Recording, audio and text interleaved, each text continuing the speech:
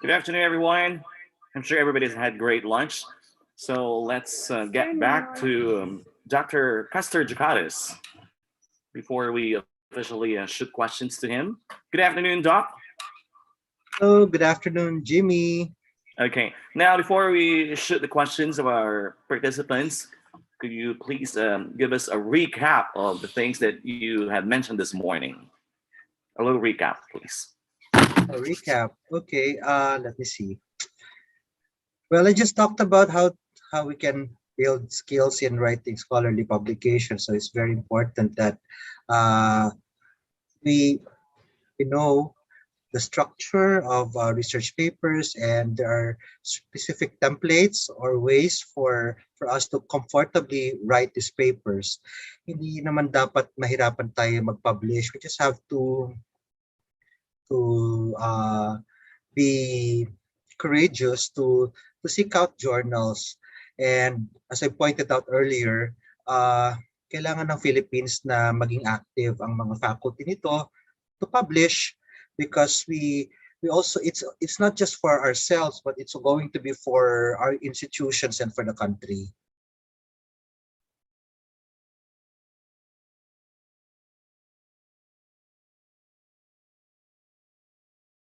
And lastly, I'm thankful kay Dr. Rome for facilitating this, for organizing this. I think we need a lot of capacity building programs, especially now that it's a time for pandemic. We have more. We most well, I noticed there are some scientists who really excelled ngayon na may pandemic, because they have more time to write.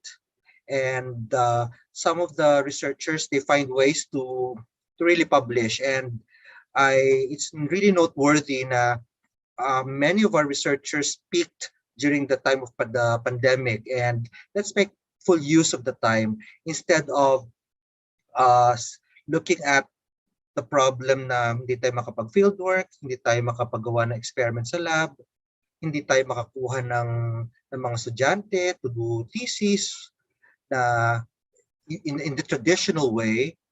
Maybe we can find other venues or other innovative approaches in doing research, and we can still maintain our productivity, if not improve it.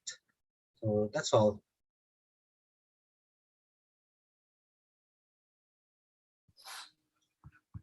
Thank you very much, Doc. So again, we would like to invite all our participants. Now, just simply raise your hands if you have any questions to be clarified by our speakers.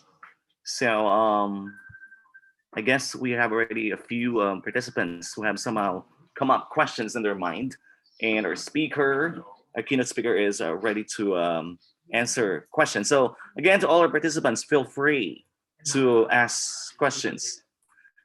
I guess one of them who is with us today has some questions to ask Doc. Just a minute, please. Oh, by the way, I posted the PDF of my presentation, so I hope you can download it. I posted it earlier in the chat box, so yun, it can be a good material for you in case you're writing your paper. Thank you very much for sharing your PDF files, Doc. Okay, I guess we have one question here. Doc Michael Odocado, I guess, is ready to ask a question. Si Mike, Ryan, how are you? He's actually with us today, Doc. No, so I guess he has some questions to ask you. Doc Michael. Okay, just a minute, Doc. Meron ako na question.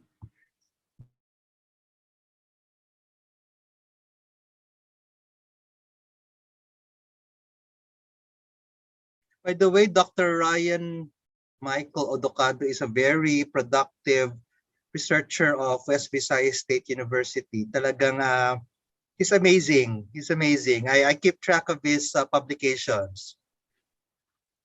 Yeah, actually, he's with us. He shared lunch with us. So he really wants to take part in the open forum. And a while ago, when we had a little chat, he said he must probably be the first one to shoot a question to you, Doc. Now he is smiling. He's coming up with some questions. Yes. So, Doc Michael. Okay. Probably it's better you sit down beside me for a while. Maybe you have some questions. Okay, just hold on, please.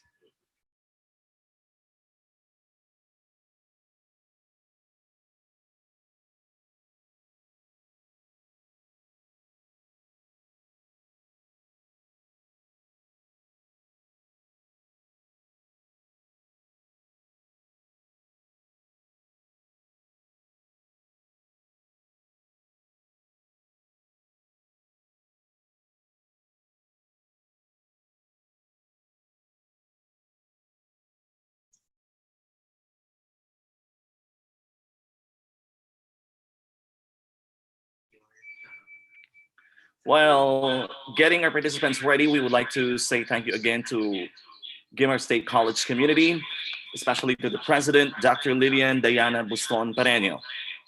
And of course, to the dean of the graduate school, Dr. Early M. Martir, to the vice president for international affairs of Ayori, Dr. Gabriel C. de la Liarte, and of course, the director of Ayori Learning and Development Center, Dr. Joey S. de la Cruz, and of course, Dr. Romy Moralista.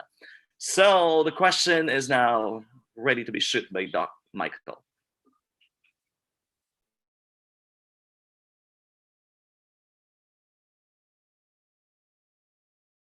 Wow, what is your advice to neophyte researchers who are afraid to publish their work? Don't be afraid to publish your work. Wala naman, you won't be judged as a person. You will be judged based on your research. And wag ka muna mag-ambisyon if you're not really that confident, or if you feel that you still need more data to make a stronger paper. Try it lang. Malay mo ma-accept siya. Go first. Bago ka pumunta sa Miss Universe, pumasok ka muna sa Miss World, Miss Earth, sa mga quartile 4. And then as you gain confidence, try striving or try getting into higher impact factor journals. Well, your faculty probably would need to publish because you needed points. So you can also try yung mga CHED accredited journals. They're really nice, very developmental naman ng ating mga journals, and naintindihan naman niya ng mga editorial board that some of you might really need a little bit more mentoring. So your referees and evaluators will be soft on you, and they will really guide you to improve your writing and your paper. Now, you gain more confidence, then you can aspire for ASEAN Citation Index, and then some other regional journals. And then if probably you think you're already ready to get into the mainstream, not mainstream, but really more competitive type of journals, then go ahead. You can look for journals in Scopus and in Web of Science Clarivate. Okay. Huwag kayo matakot barangay pageant muna. Actually, pinag-uusapan ko yung ano ba yung barangay pageant. Feeling ko barangay pageant, wala na sigurong barangay pageant ngayon kasi wala nang barangay pageant. Siguro pinakamababa Miss Earth. Ang mga barangay pageant, baka wala pang points yan for your NBC 461. Noodles ni Karon.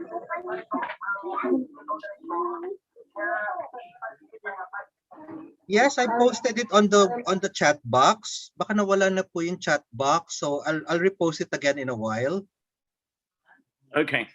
From Miss Danny or Mr. Danny Cadiao. Okay.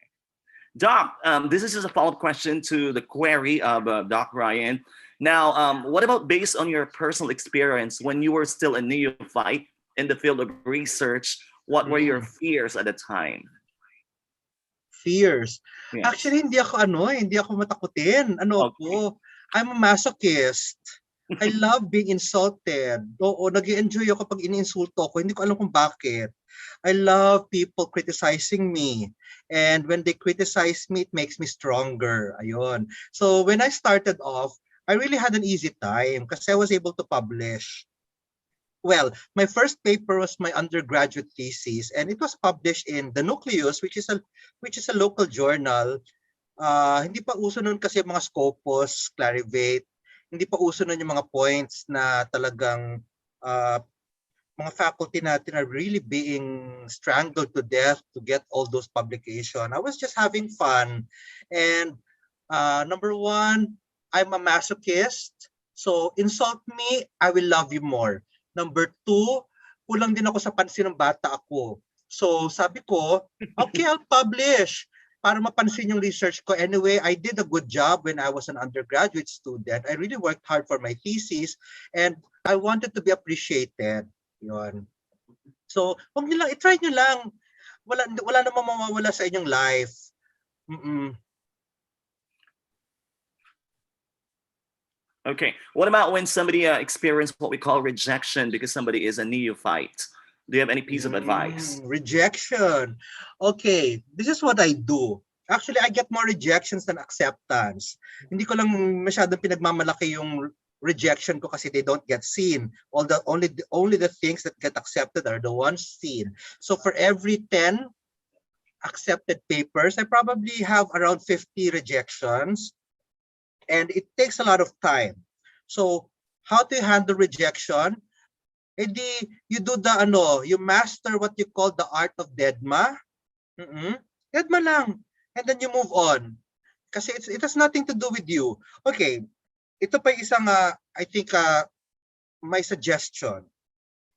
Since you have papers and it might be rejected, it might take time.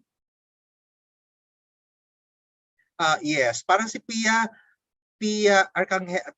Worsbach, ay Arcangel. Try lang ng try, but ako minsan si Pia nakatatlong beses, ako minsan 5 beses, hindi pa rin ako na-accept. But I still feel good inside. Okay. Isa din pong tip. Uso na ngayon yung preprint servers. Okay? Preprint servers, you can check preprint, archive, bioarchive if you're a biologist. Check it out, and then you can submit your papers in preprint servers. And then once you've submitted your papers on preprint servers, it already has a DOI, and nakalagay na siya sa nakalagay na siya sa internet. Masaya ka na. Pag nakita mo, ang ganda-ganda na siya. Feeling mo, happy ka na. And then you can submit it to journals once it's already posted on a preprint server, and then it will improve through time. So that's what I've been doing recently. So I have 4 papers this year. I have 4 papers on preprint servers, and hinihintay ko na lang silang ma-accept during the refereeing process. So please try exploring preprint servers. Why am I interested in preprint servers? Kasi I'm also now with the DOST and I'm a career scientist, and they give us meron kaming points for international publication, non-peer reviewed. So hindi pa peer reviewed. Meron pang kahit maliit lang na points. So sayang naman yung aking paper if it doesn't get any small points pag ma-reject. So I try preprint servers.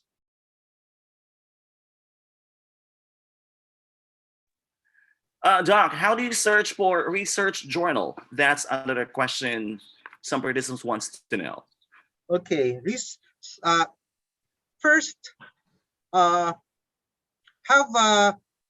a realistic expectation for your paper. You come up with a study, you write a paper. Hindi maganda yung gandang-ganda ka sa sarili mo. Minsan kasi some of us think that we wrote the most beautiful paper in the universe, and it should be accepted in top tier journals. If you think that kailangan mo pa ng additional na work, then you can add more data to make your paper stronger. But if you think that you wanted to publish already, then try to look for journals at the lower quartile. So mga quartile 4. Makikita nyo po siya sa Shimago Journal Ranking, sa Scopus, or sa Clarivate Web of Science. Naka-indicate naman po doon yung impact factor. So it's in my presentation kung saan yung mga websites where you can look for those journals.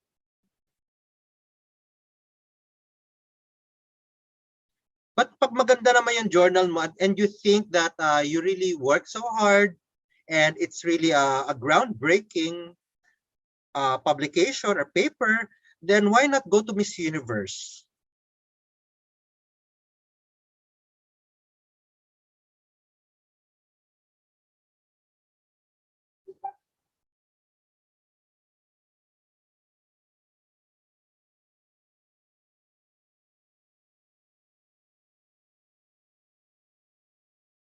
Meron pa po tayong question?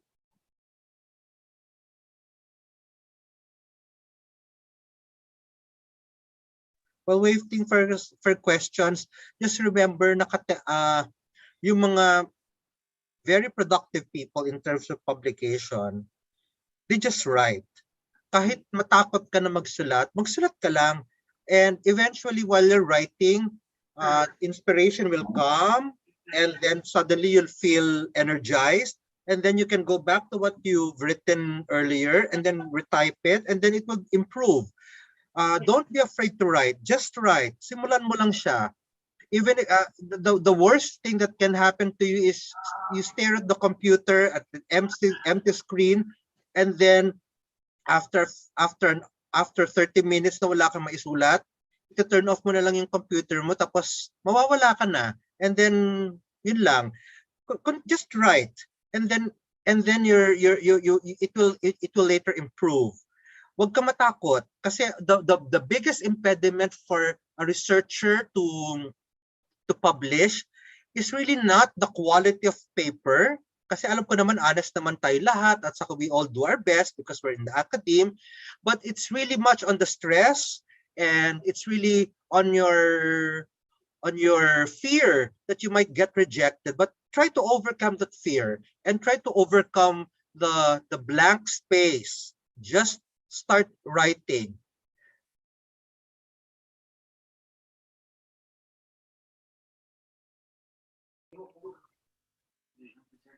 So again, we're inviting all our participants to please get ready with their questions. We have here a great speaker who is always ready to answer your questions. Any other questions, just raise your hands or simply post it on the chat room. Okay, I already posted the PDF of my lecture, so feel free to download it para makatulong po sa inyo. In my earlier slides, lumalabas kasi na we have the top 4 universities really dominating the publication landscape of the country. But the good news here is there are a lot of smaller universities in the region that are really shining. So, ibig sabihin po lahat po tayo kaya natin mag-publish, kaya natin maiangat yung status ng ating mga university through our publication. So tulong-tulong lang, wag lang po tayong maging well, we have to be very competitive in the sense that we're competing against ourselves. Don't compare yourselves with others. Ano lang, just do it. And try to avoid predatory publishing. Anything that is easy to get, let's say, ang bilis mo lang ma-publish to kasi nagbayad ka ng 1,000, 2,000 pesos. Wag yun kasi you will not be very happy with your achievement later on. You get into predatory journal, it becomes a negative mark on you. Para siyang tattoo na nagkamali ka. Hindi mo na siya matatanggal. It's just there and everybody can just laugh at you in the future. So try to avoid taking shortcuts. But be brave to travel and do something that you're not comfortable with. And another tip for making a good paper is collaborate with people. Sometimes hindi limited lang kasi minsan ng ating expertise. We cannot be experts in many fields. So just be as Mr. Congeniality, Miss Congeniality. Be a friend to a lot of people, especially those people who can do some complementary work for your experiments or for your research, and then you'll come up with a better paper. A collaborative research will always have that additional points of innovation, and that will lead you to better or bigger papers in the future. So most of my papers are all collaborative papers. Doc, there are some participants who really want to collaborate with you. What are your research of interest? Marami, lahat na lang ata ipakita mo ako, maging interested ako. Lahat, pati nga yung nung when I interviewed Ryan, I suddenly became interested. I'm a very vulnerable person. I love research. I'm a very curious person. So see, probably if we talk and then there's an interesting research question, we'll probably pursue it together.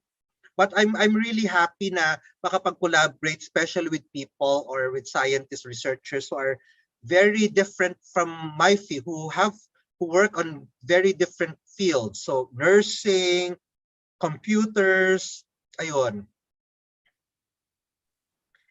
Very masayahin lang akong tao. I'm a very curious person. So I hope everybody will be very curious too. And research is a social enterprise. It's part of friendship also. So isipin nyo na lang kapag nakikipag-collaborate ka with the researcher, isipin nyo na you have new friends at saka namumulat ka sa ibang mga mundo.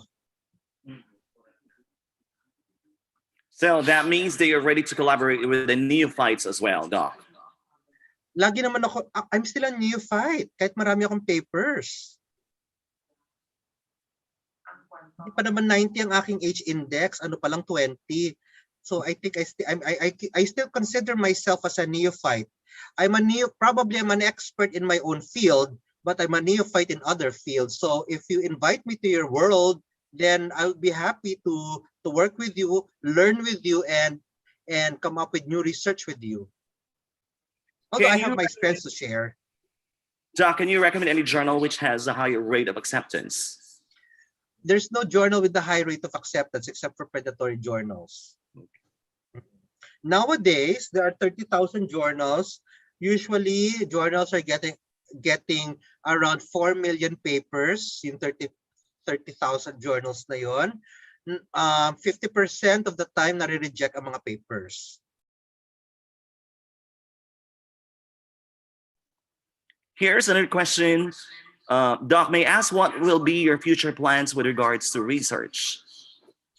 I'm no longer with CHED, so I don't have any idea now for future plans in terms of research management or research policy.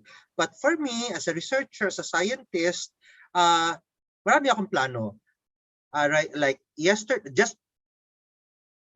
or today, early today, I submitted my proposal with DOST for PCHRD, Philippine Council for Health Research and Development, and I was proposing the development of new wound dressing using nanotechnology, and this wound dressing kaya mong i-monitor using a cell phone kung nag-heal ang wound. So it's the most weirdest, probably the most high-tech wound dressing you'll ever find in the market.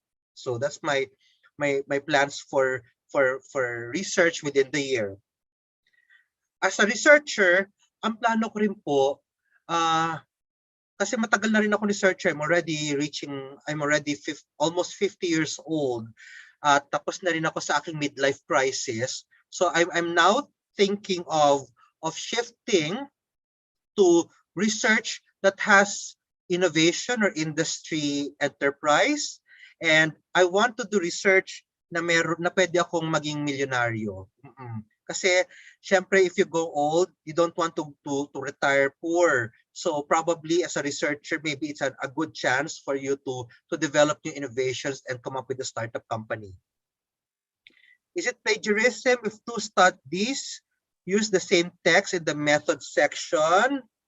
I recommend you change a few words. Wag copy and paste kasi that will still be plagiarism even if it's the method section. Or if not, what you can do is cite. So, for example, extraction of DNA or extraction of the protein was done in accordance to the method by blah, blah, blah, blah, blah. Then you put the citation. Then briefly, and then you come up with your own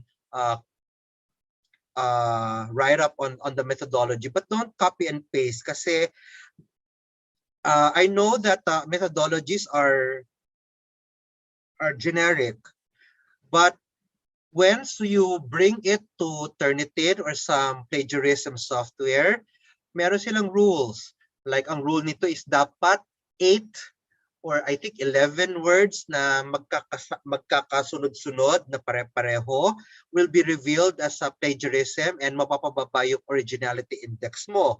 If you're able to certain journals have a certain threshold on originality index. So kapag bumaba ang masyadong mamaba ang originality index mo, there's a likelihood that you get rejected.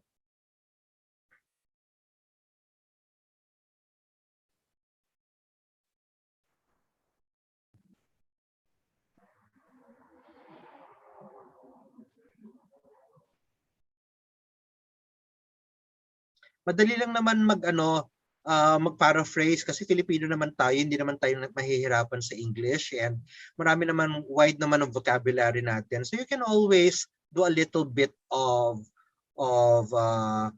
changes or modification, and always don't forget to cite your sources. You'll never go wrong if you cite your sources properly.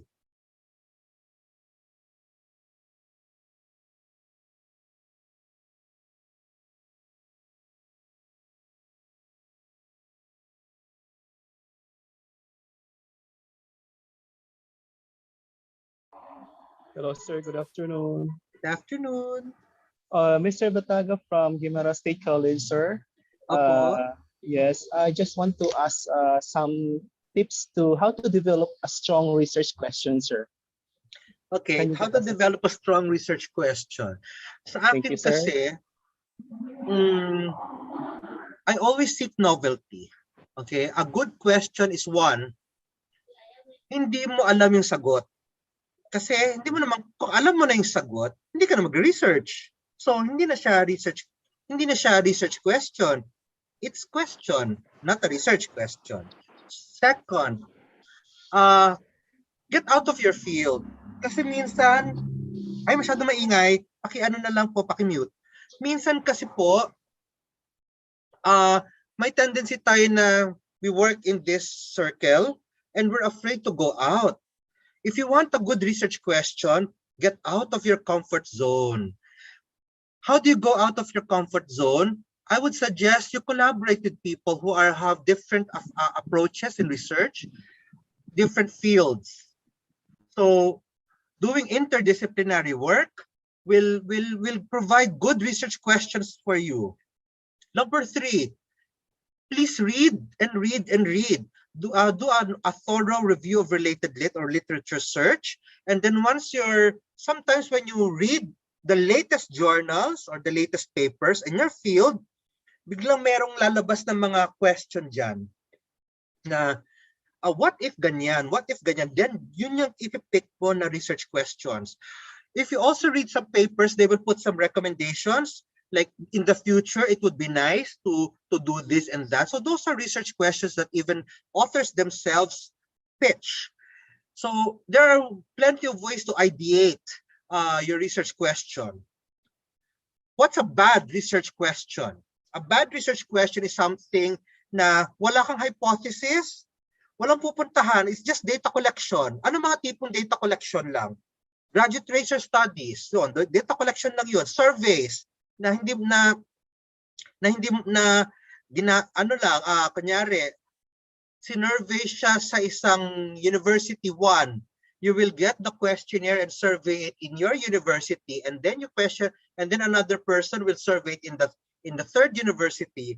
Yung wala kang creativity, yung wala kang nakikitang additional information or contribution to the scholarly body of knowledge, that's not a good research question. Also imagine, ito rin ang ini-imagine ko, kapag gagawa ako ng research at may research question ako, ito bang paper na gagawin ko, pag na-publish, magkaka-interest ba ang isang researcher na gaya ko rin sa Croatia, sa Ukraine, sa Indonesia, sa Japan. So in other words, internationalize. Kasi kung trivia, a good research question is not a trivial question. Kunyari, ano ang kinain ng aso ni Manang Petra sa Lagro? Nobody cares about it. Diba? Unless you come up with a question na ano ang kinain ng isang aso na ito that led to a new reaction which treated a certain disease. Ayun, magkakaroon na yun ng different angle. So, a good research question is also not a trivial question. Thank you, sir. Thank you so much. While we're waiting for the other questions, Doc, later on we will have three presenters. Before we present the panelists, we want you to give a little criticism or critic, okay, about their research, if you don't mind. Well, ganito na lang po gagawin natin. I would like to request, kasi parang gusto ko rin sana siguro maka-help na ma-publish yung paper na ipipresent later. So I would like, or I would advise or recommend the authors ng paper na yon. Maybe you can send it to Dr. Rome, and Dr. Rome can send it to me, and maybe I can look for some journals where you can probably publish your paper or give some a little bit of hindi naman some constructive criticism. Kasi it's very difficult to criticize a paper na number one, first time mong extemporaneous yung criticism. You have to really study it. So I'll be happy to receive those three papers, and then I'll check it out. And then I'll send it to Dr. Rome. And then Dr. Rome can send it back to the authors. I mean, if I can help, I will help. Okay, Doc. Any other questions from our participants, please?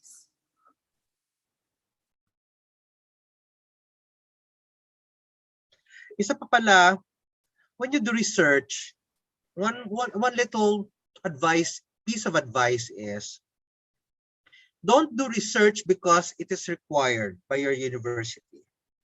Don't do research because you are being forced to do research because you need to get promoted. It's not going to be good. Don't do research because it's a requirement in your school or university to graduate. It won't help. You do research because it's part of you're being a very curious person. You do research because you're asking questions. You do research because you want to satisfy the craving for knowledge. You do research because you want to have fun. Research is a playground. So research is something that will make you a better person, build your character. Research is about being closer to God. Kasi knowledge is God's. It's from God.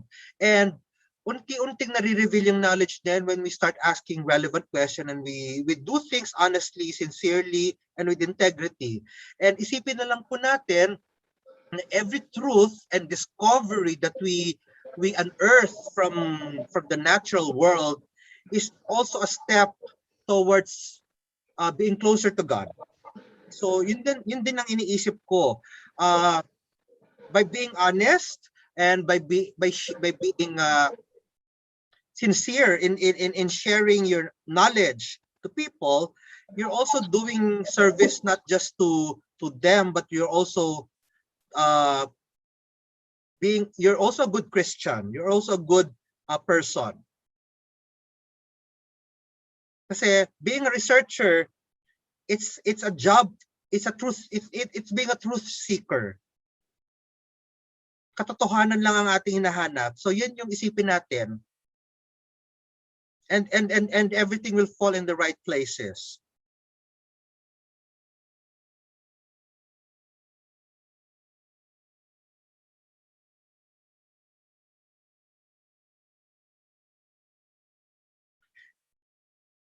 Another thing is, syempre, di ba mga universities natin, meron tayong mga incentives. I think that's good. Now you publish, you get a little bit of money. and it will make you happy. Okay, but that kind of happiness will not persist because extrinsic motivation is not, it will only get you so far, that far. But it's the intrinsic motivation that will really make you push borders. How do you develop a good quality questionnaire? If you're not knowledgeable in writing questionnaire, then it's best you collaborate with the psychometrician or somebody who's an expert. And in doing so, you will absorb the expertise or you learn from it, and eventually on your second study, you can do the questionnaire yourself.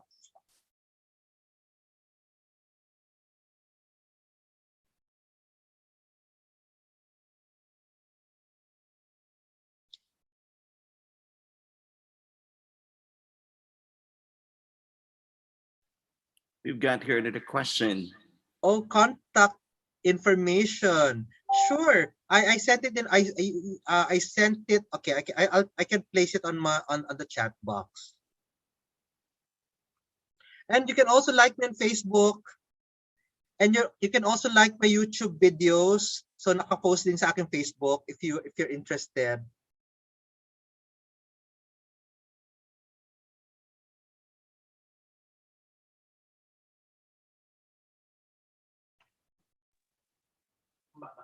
Okay.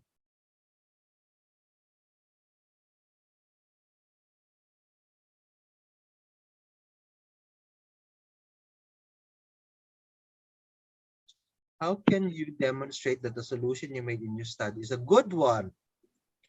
How can you demonstrate that the solution you made in your study is a good one? Actually, it's not you who will demonstrate that the solution that you made in your study is a good one.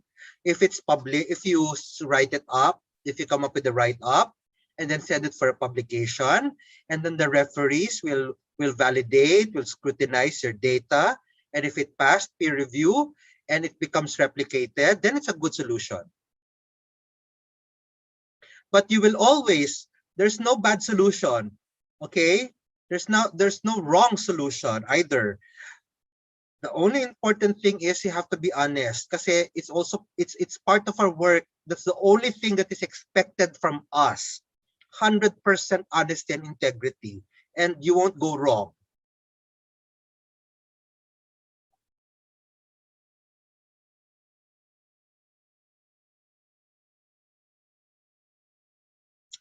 And also, when there's a problem, you come up with the solution.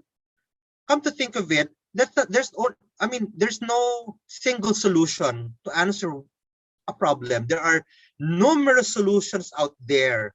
So what is a good solution? Something that you think is elegant, something that is you think has is backed up by good data and backed up by good literature.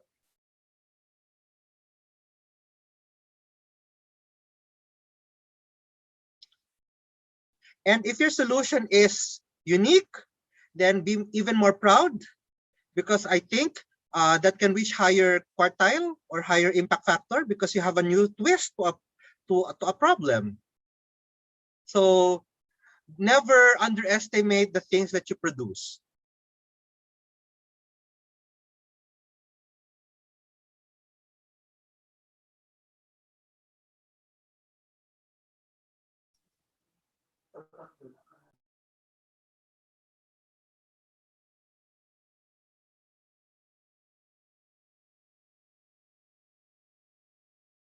We still have questions?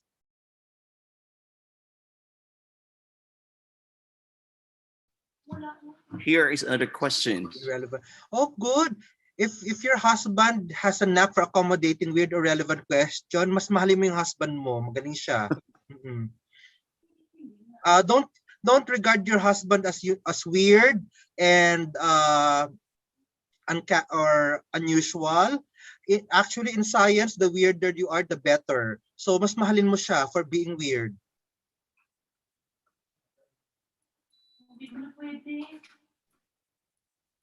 Okay.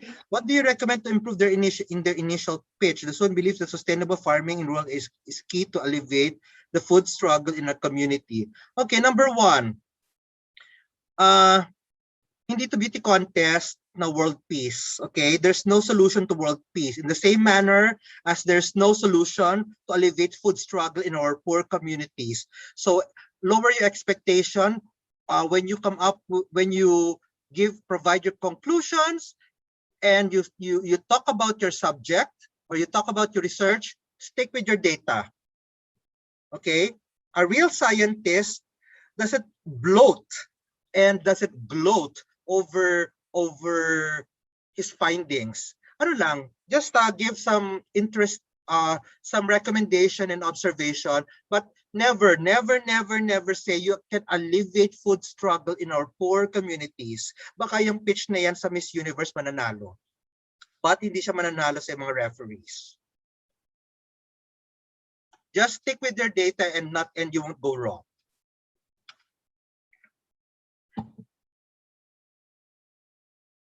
Isa pa pala, na-notice ko, a lot of researchers, when I read papers, feeling nila, nasasolve na nila talaga ang problema.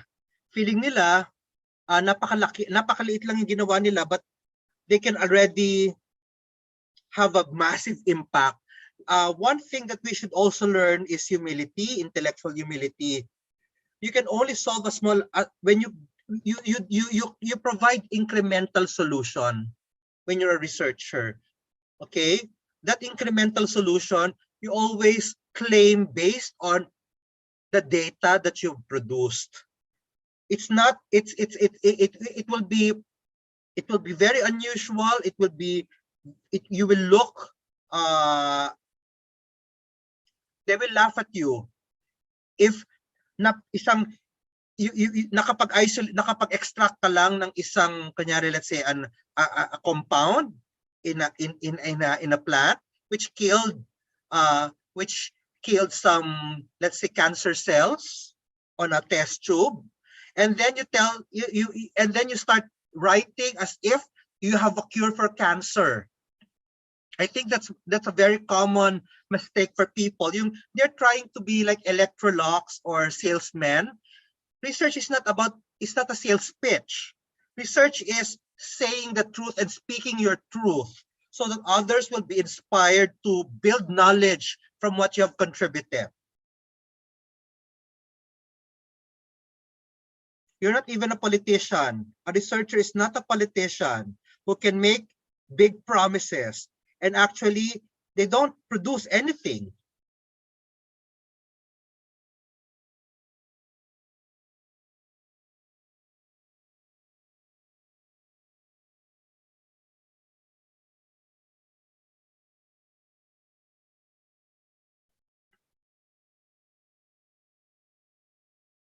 Meron pa po tayong question.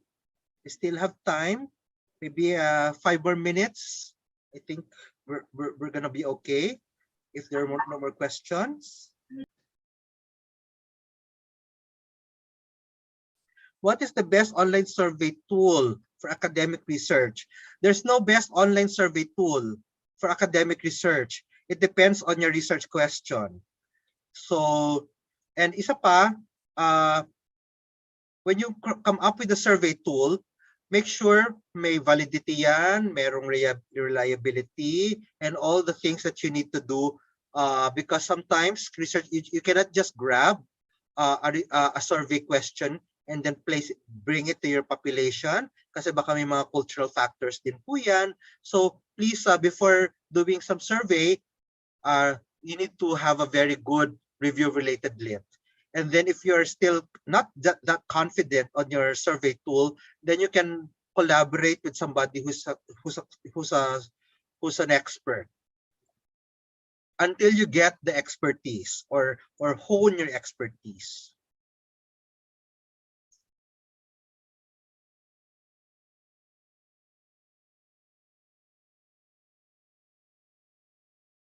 Thank you, Ralph. Kasi send ko lang ng copy ng lecture ko nung morning saka today, so maybe you can scroll up, Miss Sienna. Nandito lang po sa chat box.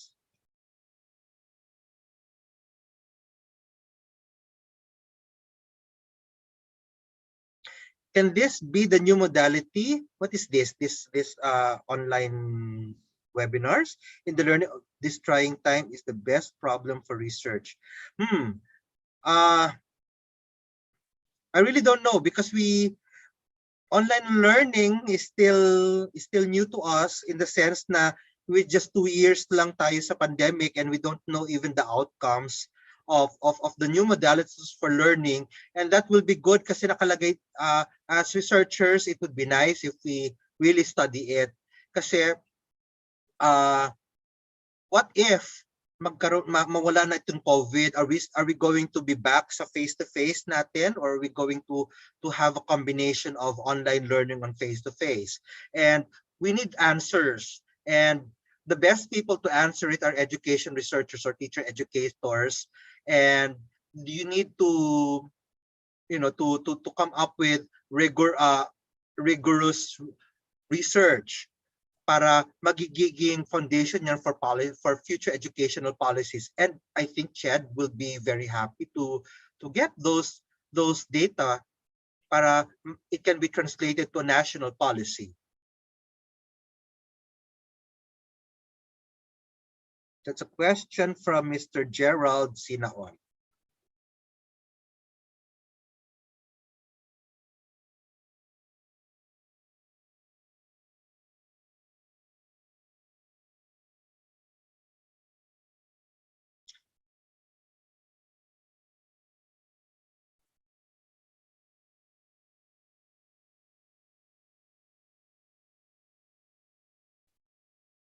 Four more minutes.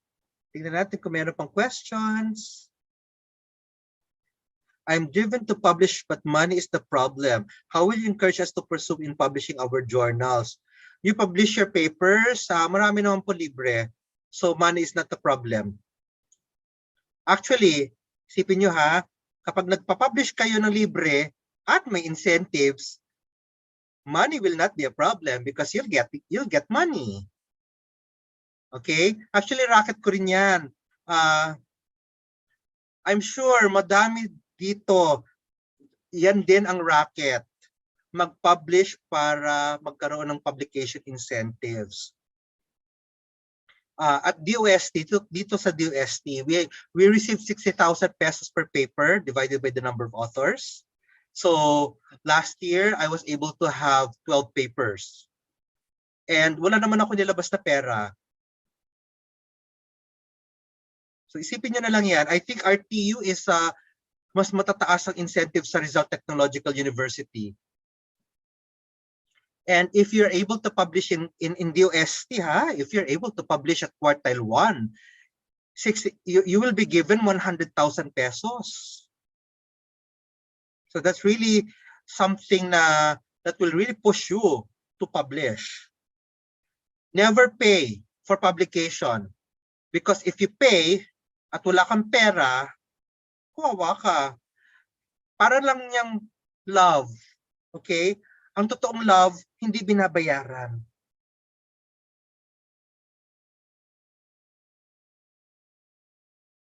It will make you grow, diba? And glow. Okay, so 2 more minutes. Oh, in love daw si John Erwin Prado. Okay, thank you. What are the things I should be considered in making research questionnaire? I think I answered that earlier.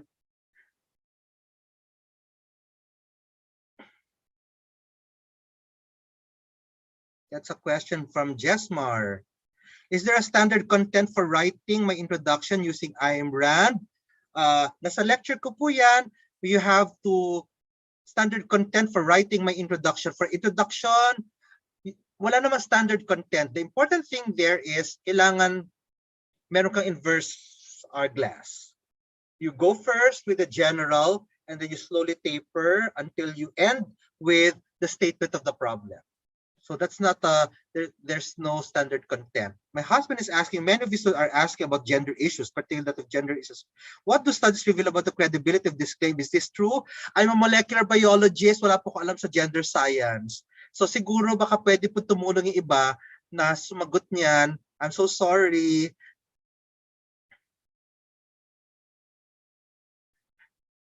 Dr. Mel.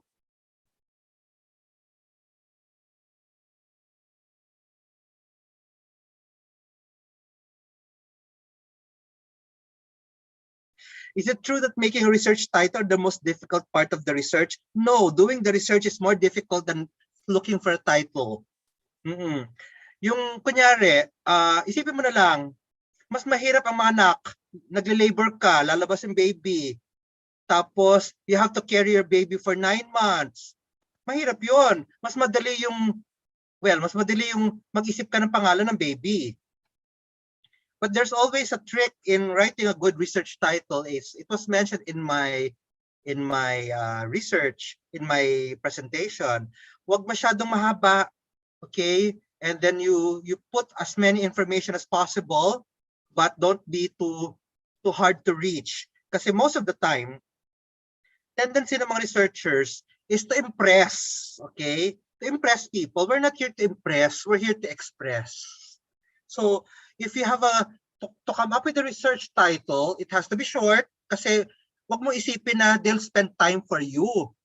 Ano na ngayon? 5 seconds, pag hindi nila naintindihan, or 2 seconds, hindi nila maintindihan yung research mo simply by the title, mag-move on sila kasi mababa na ngayon ang attention span. So come up with the research title, unang tingin pa lang, alam mo na, ulam na.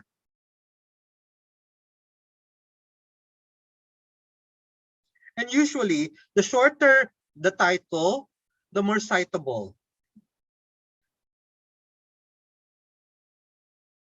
You can use implications and recommendations. Wala naman pong problema dyan. There's no rule. There's really no rule. You put implications at the end of during your discussion, or at the end of the conclusion, or in your discussion sa pinakadulo. Okay lang po kahit implications of your study in terms of the impact of your work towards the growth of a particular scholarly field or topic, or recommendations for future research.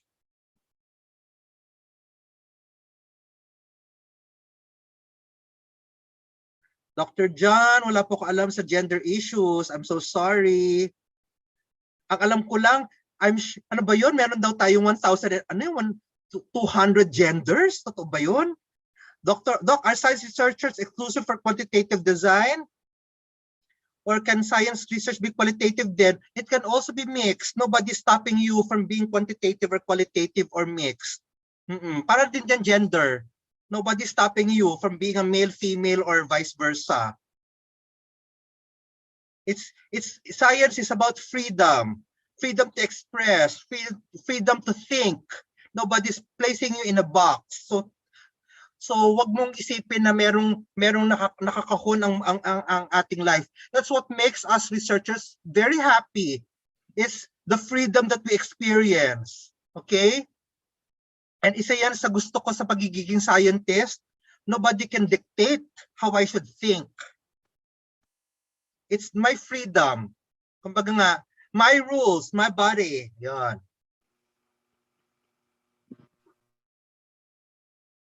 But syempre, you don't just make your own rules. You have to be guided by the theory, your theoretical framework.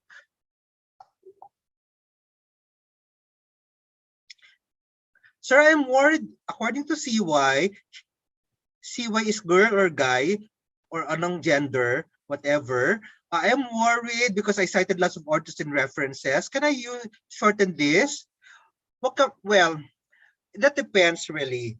Some journals would only tell you to cite 20 times pag short communication. Some journals, okay lang mag-cite ka ng maraming authors. But, ito napupuna ko ha, some authors tend to cite themselves so many times. Masyado silang gandang-ganda sa sarili. Don't use your paper to aggrandize yourself or to promote yourself. Okay? You only cite, siguro, wag lang lumampas ng 5. Sobra-sobra na yon. Okay? Isa pa, you only cite you only cite references that are really citable. Yung talagang nakatuon doon sa sinasabi mo that supports what you're stating. If you simply do a binge citing, that's not right. It is having a very long list of references will not make you look intelligent or well researched. But having a good quality of research of references that really support what you're saying or what your study is discussing, then that makes it a good paper. And it's regardless of whether it's IMRAD or whatever research or paper structure. And when you do citation, wag masyadong luma na 1970s, 80s. Doon ka muna sa mga yung mga BTS, okay? Yung mga wag ka na wag ka na mag-cite ng mga panahon pa ni Fitzgerald at saka ni Madonna. Okay na si panahon pa ni Madonna at saka mga Platters. Okay? You cite the recent one except that whatever you cite of a classic, let's say a discovery of a particular molecule, then there's a time you can cite a classic paper, or if your methodology is rooted on a classic theoretical framework, and then go ahead and cite those papers, but try to make a very modern citation, modern line of citation.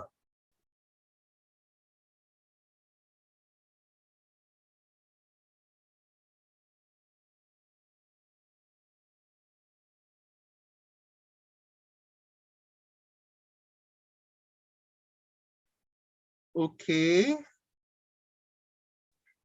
So, wala na po ba tayong questions? I think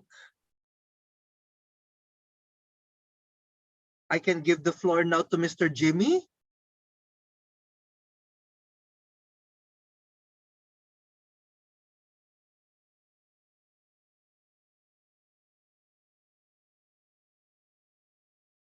If you conducted your research last 2019, can you still send it to some journal sites? Or not journal sites, but journals? 2019, it's just 2021. Fresh pa yan. Hindi pa yung kulubot. Go ahead. Ako rin minsan, the study that I conducted years ago na nakalimutan ko na nilagay ko na sa baul, pag wala na akong maisulat, nire-resurrect ko sila. Basta as long as all the data are there, all the raw data are there, then they're still good. Ang magbabago lang po dyan, yung references mo. You'll be, and your data, whether you did it 10 years ago, 5 years ago, they're still the same because they're replicable. But it's the perspective that you will place on your paper that should be modern. So regardless of your data, whether your data is old or new, it's your discussion and your perspective should be modern. Okay?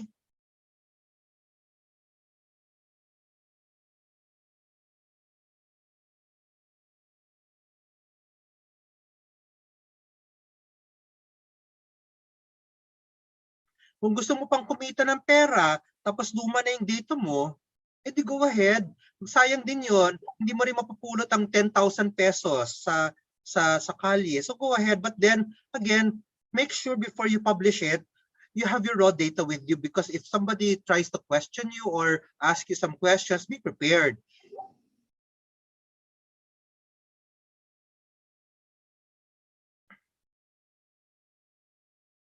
So I hope I was able to infect you with my passion for research, and I'm also hoping na I was able to provide a comprehensive lecture. Actually, dapat 2 days po yung lecture ko. Ginawa ko na lang pong 1 day kasi sabi ni Dr. Rome is a lot of the participants are hoping to publish, and I only have 1 day to give a lecture. So hinabaan ko na lang talaga yung lecture. So pasensya na po kung masyadong marami akong sinabi. But if it's really kumbaga para kayo nagsamgyupsal. So pasensya na, hindi siya a la carte, ano siya, buffet. But I hope I'm able to impart a lot of knowledge, and most of the knowledge that I imparted are based on my experience as a researcher. I've been publishing since I graduated from college, and that was since 1993. My first paper was in 1994. And since then, I was hooked, addicted. Kumbaga, pwede akong kulong for being an addict in research publication. Okay? Kasi it's really something that I really love doing. I love writing. I love discovering things. So I shared with you what I've been doing for the past, my experiences for the past several years since the 90s. And I hope na nakatulong po ako sa inyo. And sana po, wag po tayong matakot mag-publish. At isipin po natin, matutulungan lang natin, hindi lang natin matutulungan ng ating sarili, but we will be able to raise the flag of our country. Para lang Olympics yan. And don't worry, naka-gold medal na tayo, nakapag-silver na tayo, nakapag-bronze medal na tayo sa Olympics. Hindi imposible na magkakaroon tayo ng medalya at saka mapapasikat natin ang ating bansa through research publication. Okay, so maraming salamat po. Ito po ang aking email address uli. You may write to me if you have some questions. Hindi naman po ako masungit. Okay, I'm very friendly. Tapos please like my Facebook page para makita niyo yung aking food vlog.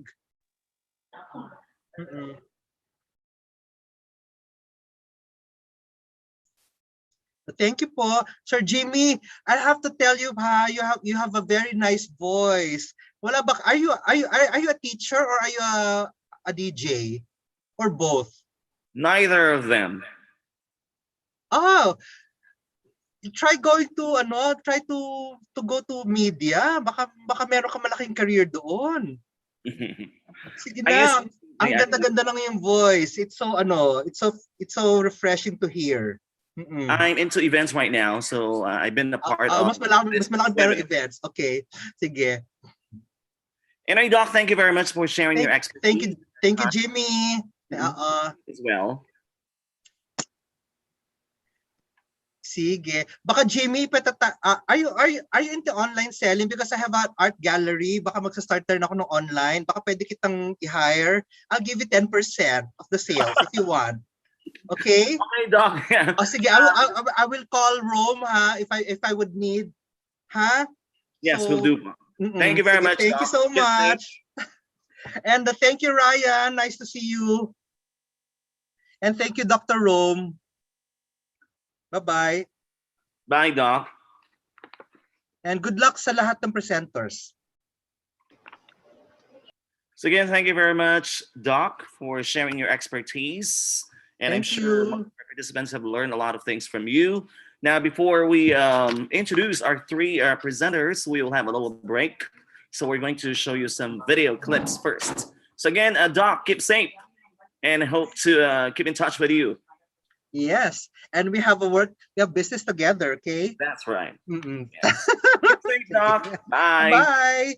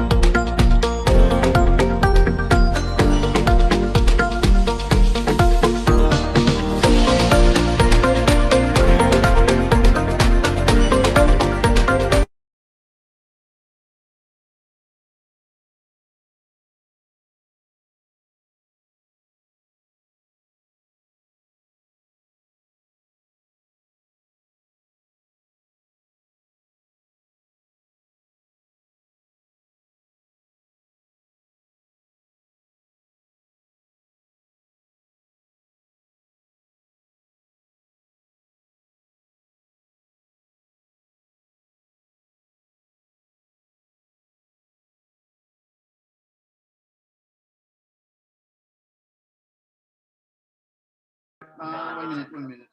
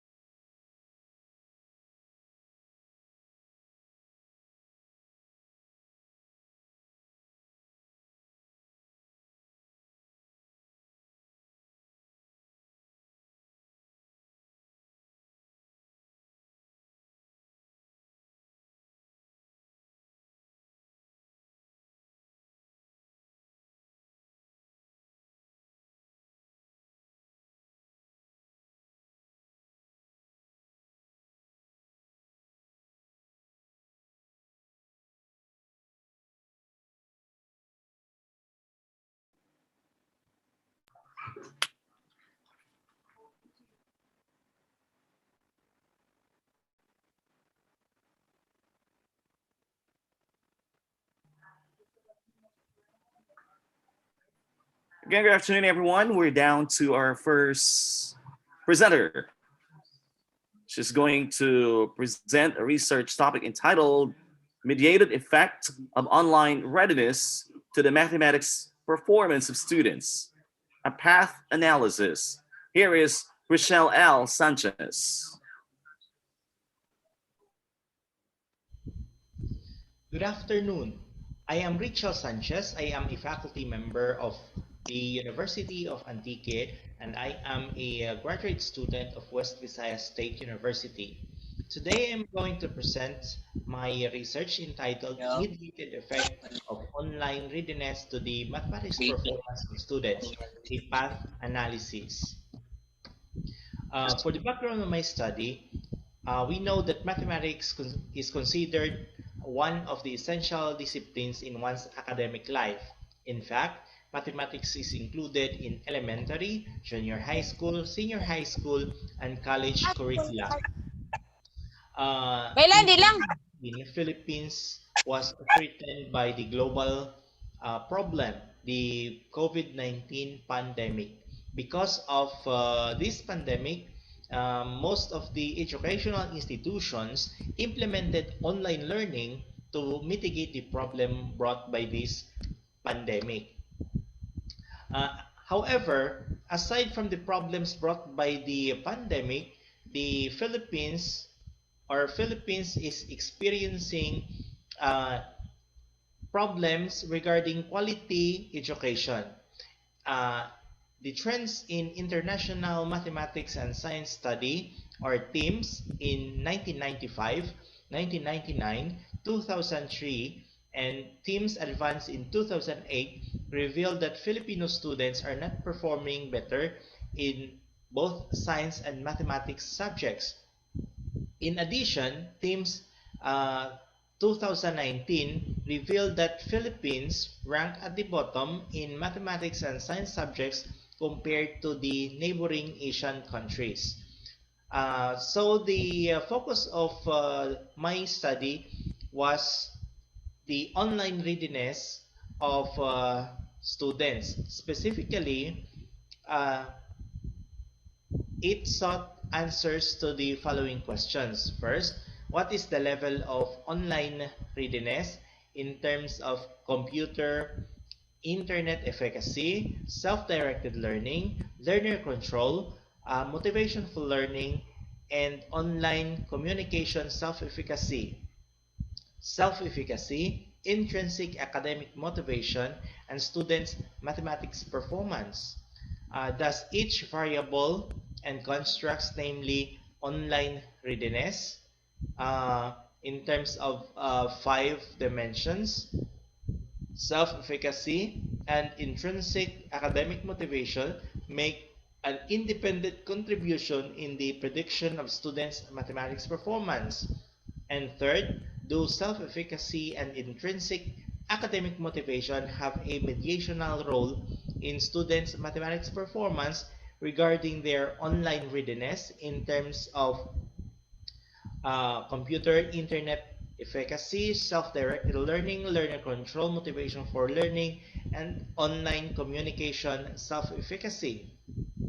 For the hypothetical path model, uh, the five dimensions of online learning readiness are computer self-efficacy, self-directed learning, learner control, motivation for learning, online communication self-efficacy.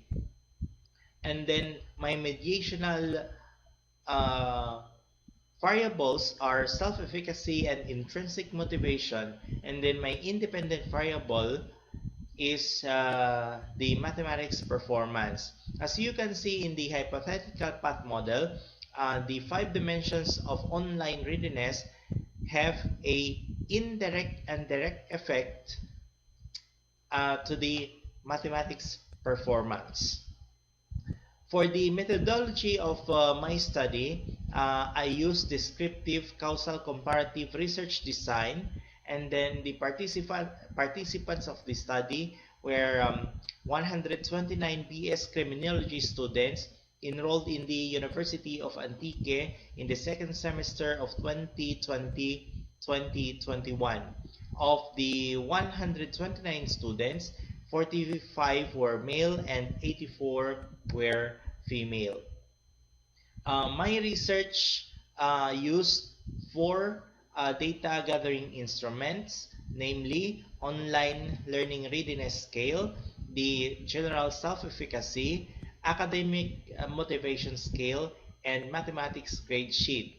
For the procedure, a permit to conduct a study was secured, and after that, after the approval of the permit, um, the research instrument were encoded in the Google form and then sent through the GC or the group chats of the students.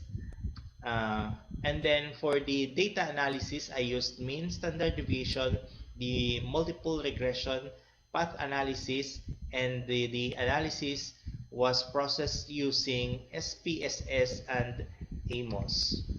For the result of this study, of the five dimensions of online readiness, namely computer self-efficacy, self-directed learning, learner control, motivation for learning, and online communication self-efficacy, we're approaching readiness. Overall, the uh, the students were approaching readiness on their online learning. Uh, Another result revealed that self-efficacy and the academic intrinsic motivation of students were moderately high, while their mathematics performance was good. For the final path model of the five dimensions of online readiness, only self-directed learning, motivation for learning, and online communication self-efficacy had a direct effect on the mathematics performance. Uh, Another result revealed that intrinsic motivation had a direct effect on the mathematics performance, while self-efficacy had no direct effect on the mathematics performance.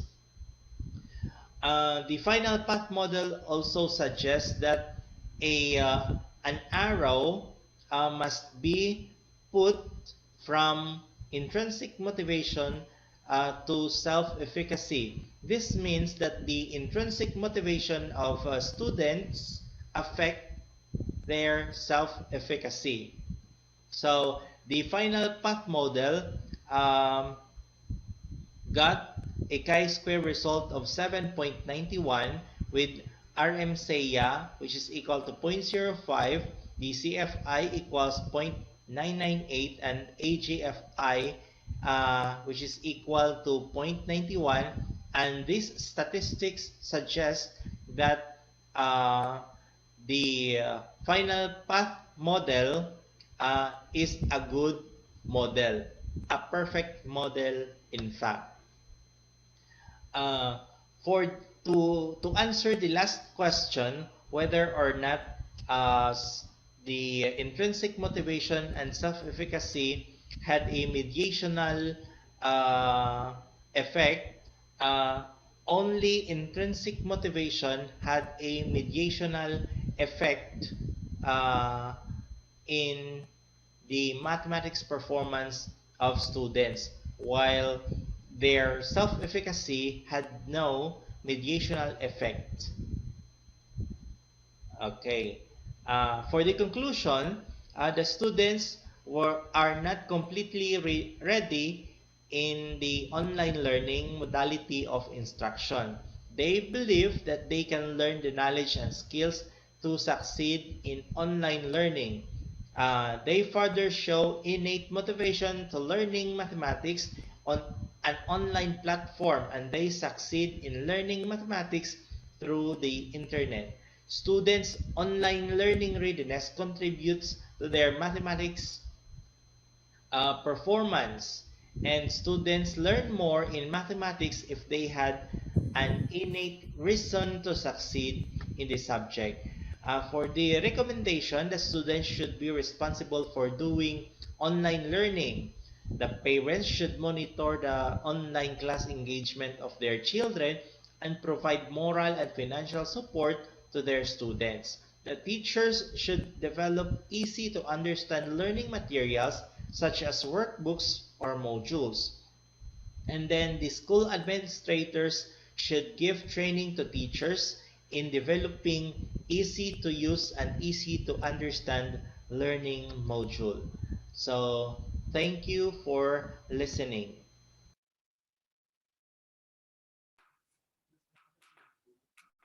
Thank you very much, Sir Rochelle. Now it's time for our panelists to say something. One of them is Dr. Dolores F. Timelo, Associate Director for Quality Assurance, WBSU. We also have here the advisor of the University Student Publication of the WBSU, Dr. Bona S. Palma, and the advisor of Education Student Council, WBSU, Dr. Jan Erwin P. Pedrosa. Good afternoon to our panelists. Good afternoon, Sir Jimmy, and good afternoon to all the participants, and including all the members of our conference right now. Hi, good afternoon. And to our presenter a while ago, sir, sige, allow me to give the floor to the rest of my colleagues before we start giving our comment. Dr. Pedroso? Good afternoon, Sir Jimmy, and of course to my two other partners in this particular endeavor, Dr. Jan Erwin Pedrosa and of course Dr. Bona Palma. Would you like me to start the ball rolling? At the outset, I would like to congratulate Sir Richie for coming up with a very good research study, most especially that one of the major constraints in the academe right now is the struggle that is being faced by our students, most especially in online learning. And I do appreciate the very fact that path analysis was considered in order to deliberately identify significant mediators that would actually help us later on as teachers address how well can we further enhance or improve our students' performance, most especially in mathematics that is considered to be a hard subject during the face-to-face na learning. So how much more right now that we are actually having the online method or facilitation of learning. I do appreciate the fact that AMOS as a software was actually utilized in the data analysis and as well as in the interpretation. I just have some minor considerations when it comes to conclusion because it was made mention earlier that online learning is actually one of the significant factors that actually that is directly affecting our students' performance in mathematics. But if we are going to try to look into the path analysis na model, it's actually not a significant mediator. I do not know if I did catch it right, but according to Sir Richie earlier, it's another mediator that was considered as a significant factor that directly affects our mathematics performance. So I would just like our researcher to be redirected on that, because otherwise, if this paper will be published later on, this might be a very huge venue for question that may be raised by our editor. So kindly look into that. That would be all for now.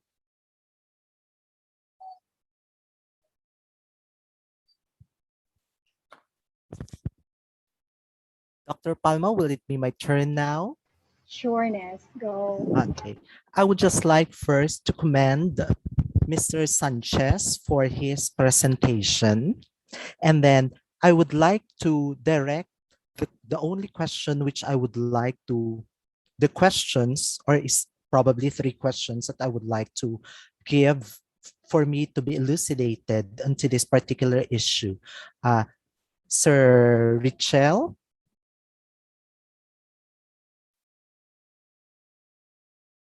Sir Richel, may I know if you are specializing or if you have specialized in mathematics?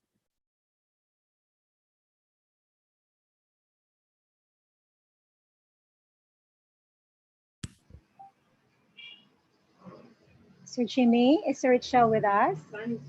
We're trying to check on it first. No? Very chill.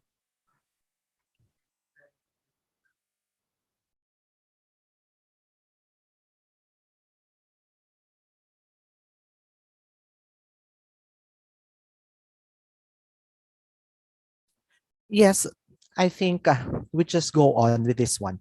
Um, First and foremost, I would just like to confer with Dr. Timelo if I heard it right that this study was conducted among the criminology students.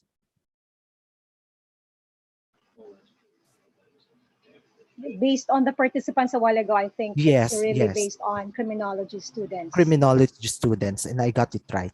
Because one of the many contentions that I have a while ago, and if these are criminology students, in the conclusion, it was stated there that he has involved parents. And I think these are near adults or teenagers.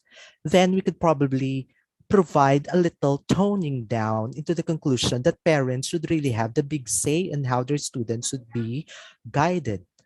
Likely, they could be given opportunities to be provided with materials like laptops, like smartphones, and so on, but guiding them would somehow be a little off in that case. So in that part that I would like to invite Mr. Sanchez to do a little polishing on that.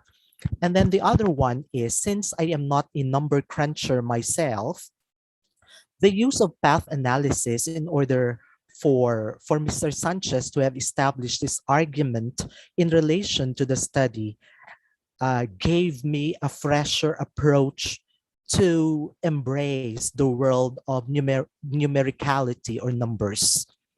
I am an individual who happens to be so afraid when it comes to number, except for money. Not as much as a researcher that dares to do so. And as far as I could remember, Dr. Genesis Camarista in 2010 was the first one to have used this statistical tool on his dissertation. And I commend the novelty of Mr. Sanchez to have used path analysis in this effort. Okay, and in terms with in the involvement of criminology students, that I think one I would like to ask Mr. Sanchez to revisit his conclusion. That would be all. Thank you.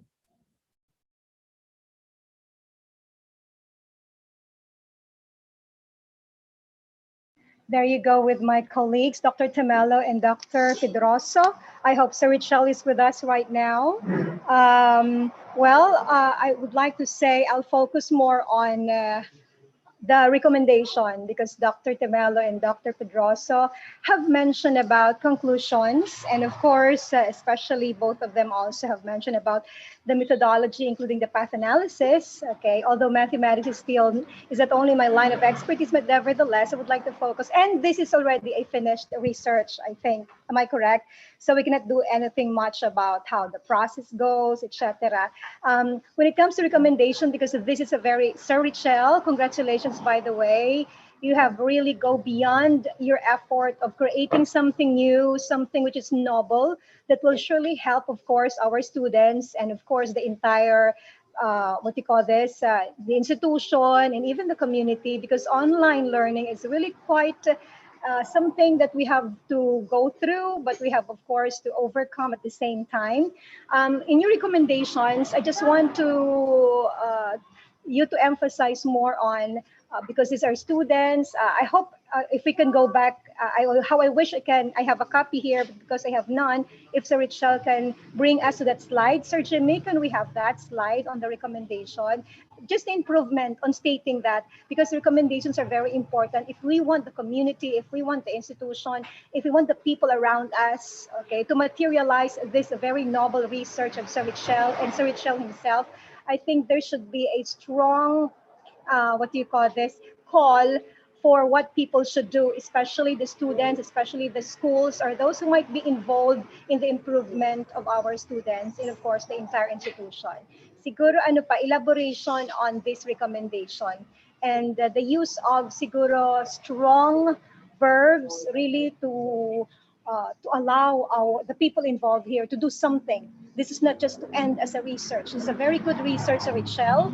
So I think there is a need for us to compel, allow me to use the word compel, the people who will read your research, especially your institution there in Antique, to get involved and do what they are supposed to do to realize this very excellent and worthy research of yours. Congratulations. Yes, Ma'am Bona. I would just like to make an addendum for that because I was just curious a while ago of all the many population in this entire planet Earth. Sir Richel have included the criminology students. And I am so curious on what's the story behind why he chose criminology students. Is it by means of his convenience that these criminology students happen to be his students as well?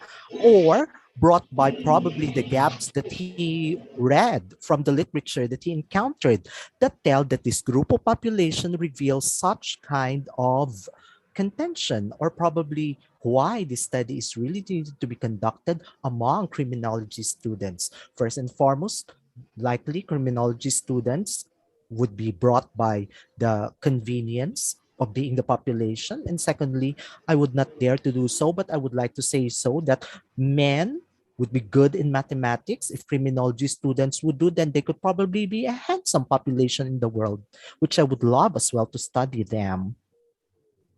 Thank you, Mambona. And maybe, sir, you can include that in the significant, in the rationale of the study on why the Yes. chose of the population. Yes. Aside from they are handsome and good in mathematics, let's base it in literature because I get to be so curious why criminology students. And it's But also good to have criminology students because I think yes, rarely I could find researches yes, that would make criminology students as participants. This is something new. yes, That's why it's yes, very, interesting, really. and it's a beautiful study that he could retell the story why criminology student, why path Definitely. analysis is already there. Beautiful story. Okay, so Rachel. Thank you very much to our panelists. Our next presenter is now ready. She's going to present to us the topic entitled Alternative Medicine of Panay Bukidnon in Selected Upland Communities in Tapas Capiz. Here is Joy Ann Alejaga.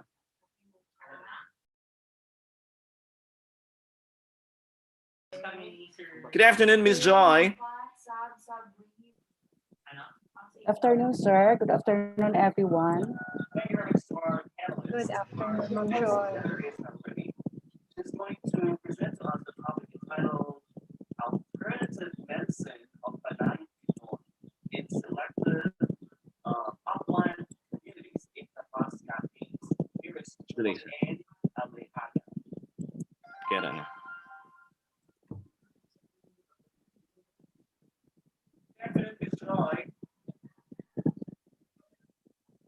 Did my screen already flash, sir? Did you see my screen? Yes, ma'am. Yes, Everybody ma'am. can see that it has been shared. So good afternoon, everyone. So I am Joy and Alihaga from State University. So please allow me to share to you of my study regarding alternative medicine of Panay Bukidnon in selected upland communities in Capiz. As to the background of my study, so traditional medicine has been practiced since ancient time in every culture throughout the world and has been an integral part of human evolution and development. So traditional medicine practitioners offer the wide spectrum of practices and differ from one another. So even in these modern times where information and advanced science has greatly progressed, traditional medicine still enjoys a large following, most especially in rural areas. So traditional healing is a part of Filipino culture that has been passed down through many generations and is continuously being practiced, especially in far-flung barrios and barangays in the country. It has rich history dating back of the pre-colonial period where Babaylan, aside from being a religious leader, served as the main dispensers of health care to everyone in the community. So traditional healers now operate under various names such as albularyo, manghihilot, medico, mangluluop, magtatawas, and faith healers. They become instrumental in ensuring that their kapwa receives the health care she needs regardless of the gender and social status. So the traditional Filipino healer healing has been an alternative for the majority of urban poor and people living geographically isolated disadvantaged areas in having their illnesses treated for not being able to afford the services of the hospitals and healthcare professionals. So instead of buying expensive synthetic medicines, they resort to health by conclusion and prayer-based therapies as prescribed by these traditional healers. So these are according to Bandia et al. 2016. So my statement of the problem. So the study is to determine the healing practices and alternative medicines of Panay Bukidnon. So I have here the selected areas in Barangay Tapas, so Barangay Agukok, Artus, and Rojas.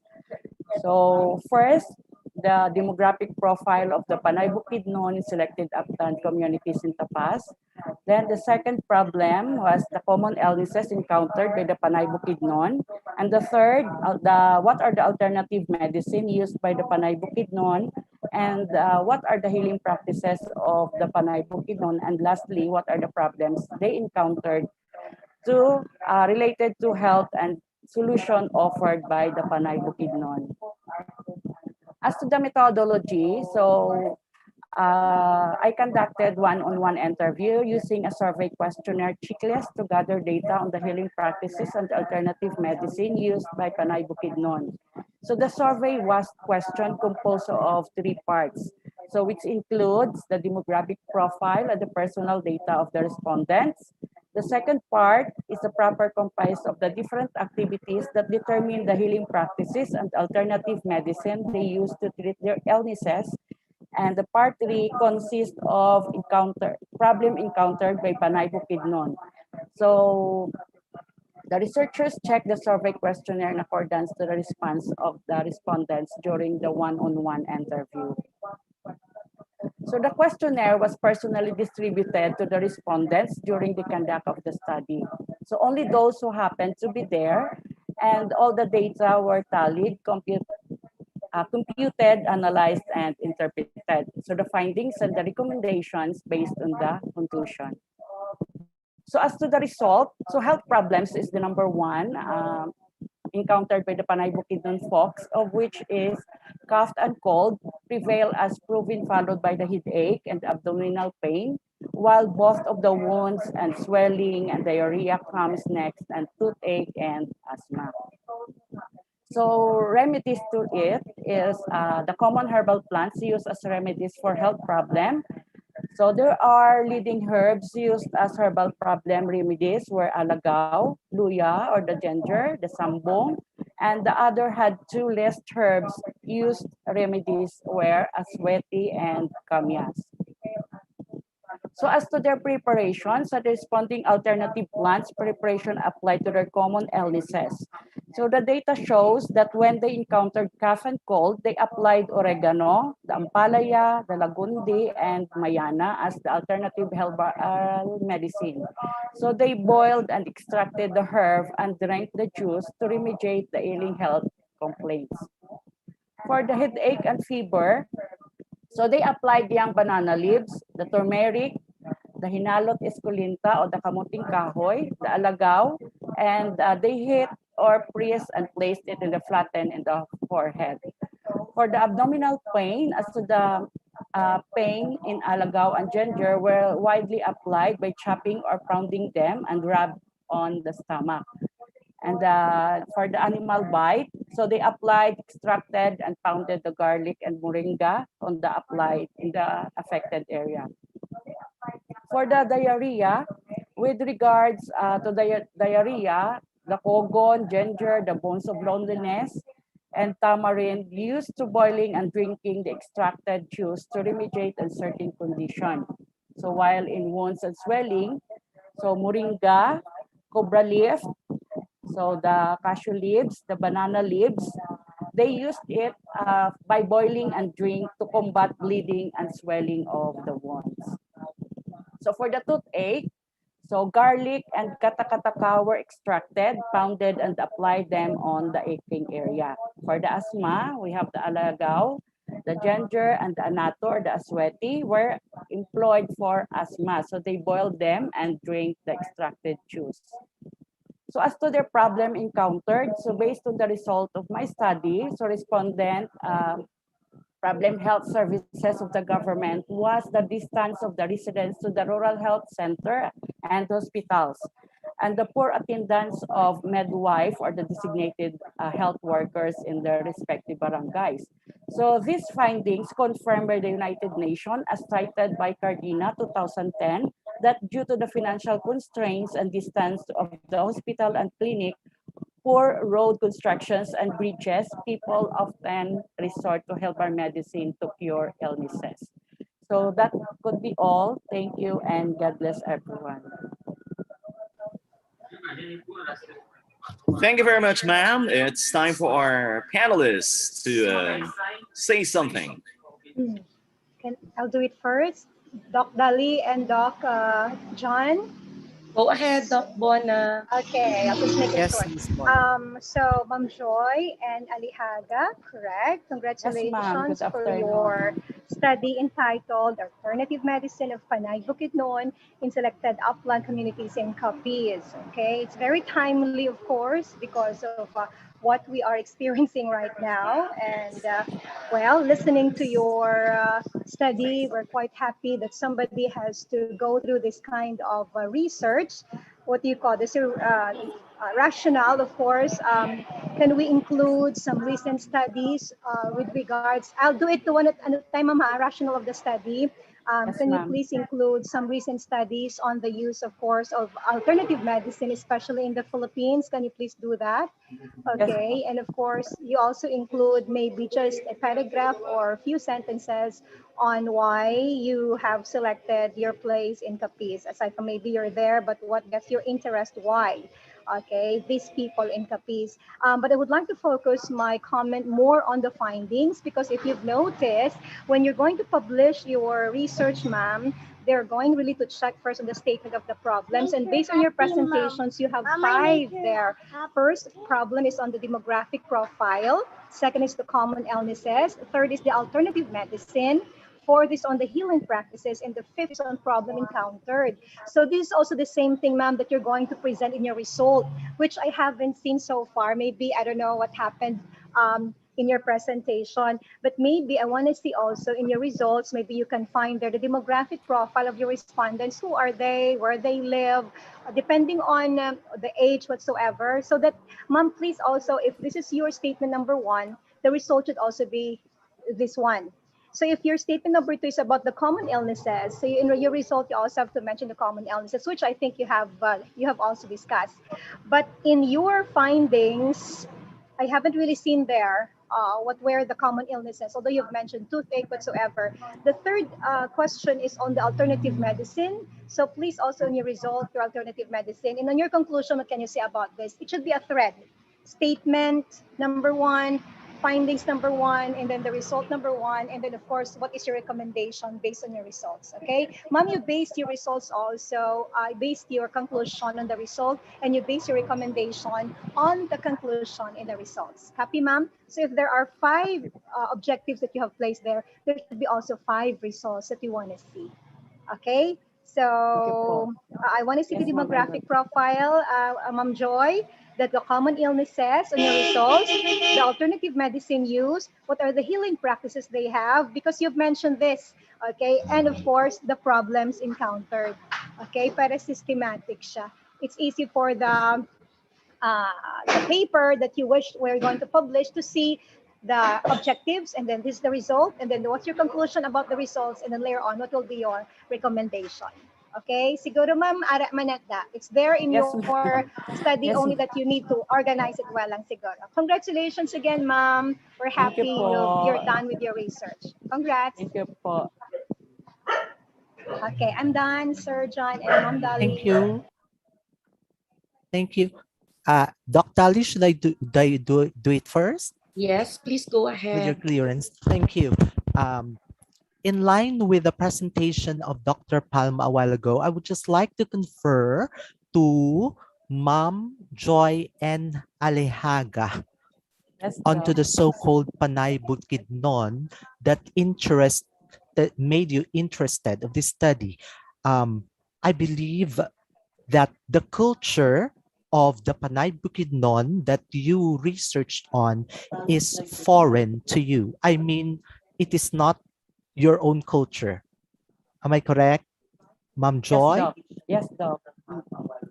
Yes. Now, so it means if it's a foreign culture to you, there is somewhat like a drive, a personal drive that made you interested to this study, which when you presented the background in the first part of your presentation, I was hoping to hear your very own story that pushed you to conduct this particular study, because I believe that you have already stated that this kind of culture is foreign to you and you are not a member of the Panay Bukidnon yourself. So in studying this one, you wanted to look into as a MAE, MA Soksai, a part of cultural dissemination, cultural preservation and conservation, and inclusion of the indigenous people in the streamline of our society. Now, let me go to this very salient point. Ma'am, you mentioned a while ago that your study was conducted by coming up with an interview. You stated outrightly. May I Yes, know, Doc. ma'am, if what is your specific research design? Um, Research design is this regard done in a quantitative manner or a is qualitative manner? descript quality, sir. It was quality. Quali. Yes, po. Yes, yes. Now, it's qualitative because I was able to jot it down here that you mentioned, and I quote, they pounded moringa and applied in their stomach when they experienced the so-called stomach ache and so on. That now I confirm that this is a quali research. But may I know if what is the methodology? Because this is something to do with a foreign culture that is foreign to you. Please So tell me if it is a state. I interviewed them, sir, regarding what Yes, the yes, different kinds of herbal plants they are using, and then what are yes, the remedies, what are the preparations they yes, made to it. yes. So it means these are your methods in order for you to gather the data. Yes, Now, Doc. the point that I am asking you is the methodology.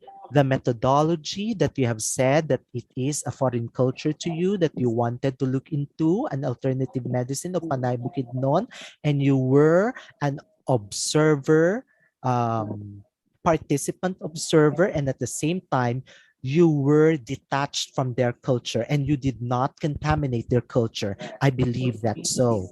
And I would like you to as well look into and determine it clearly if the methodology that you followed since you documented the alternative medicine of Panay Bukidnon is an ethnographic design or an ethnographic methodology, because it would really accentuate the research design of qualitative research design and pointing out that the methodology is ethnographic since you were able to come up with a resounding document of Panay Bukidnon's alternative medicine in a selected upland community in Tapas, Capiz. Okay, ma'am? So Yes. 3 points. Please kindly articulate very well in your paper the research design and the methodology. And at the same time, I'd like you to point out that you as well incorporate a personal novelty in your own background, that you wanted to emphasize cultural preservation, inclusion of indigenous people, or cultural dissemination. And that makes you a resounding and a future anthropologist yourself. Thank you very Thank much, you. Ma'am Joy. A Thank you so resounding much, Doc. success for that. Thank you. Thank you for the input, Doc. Thank you so much.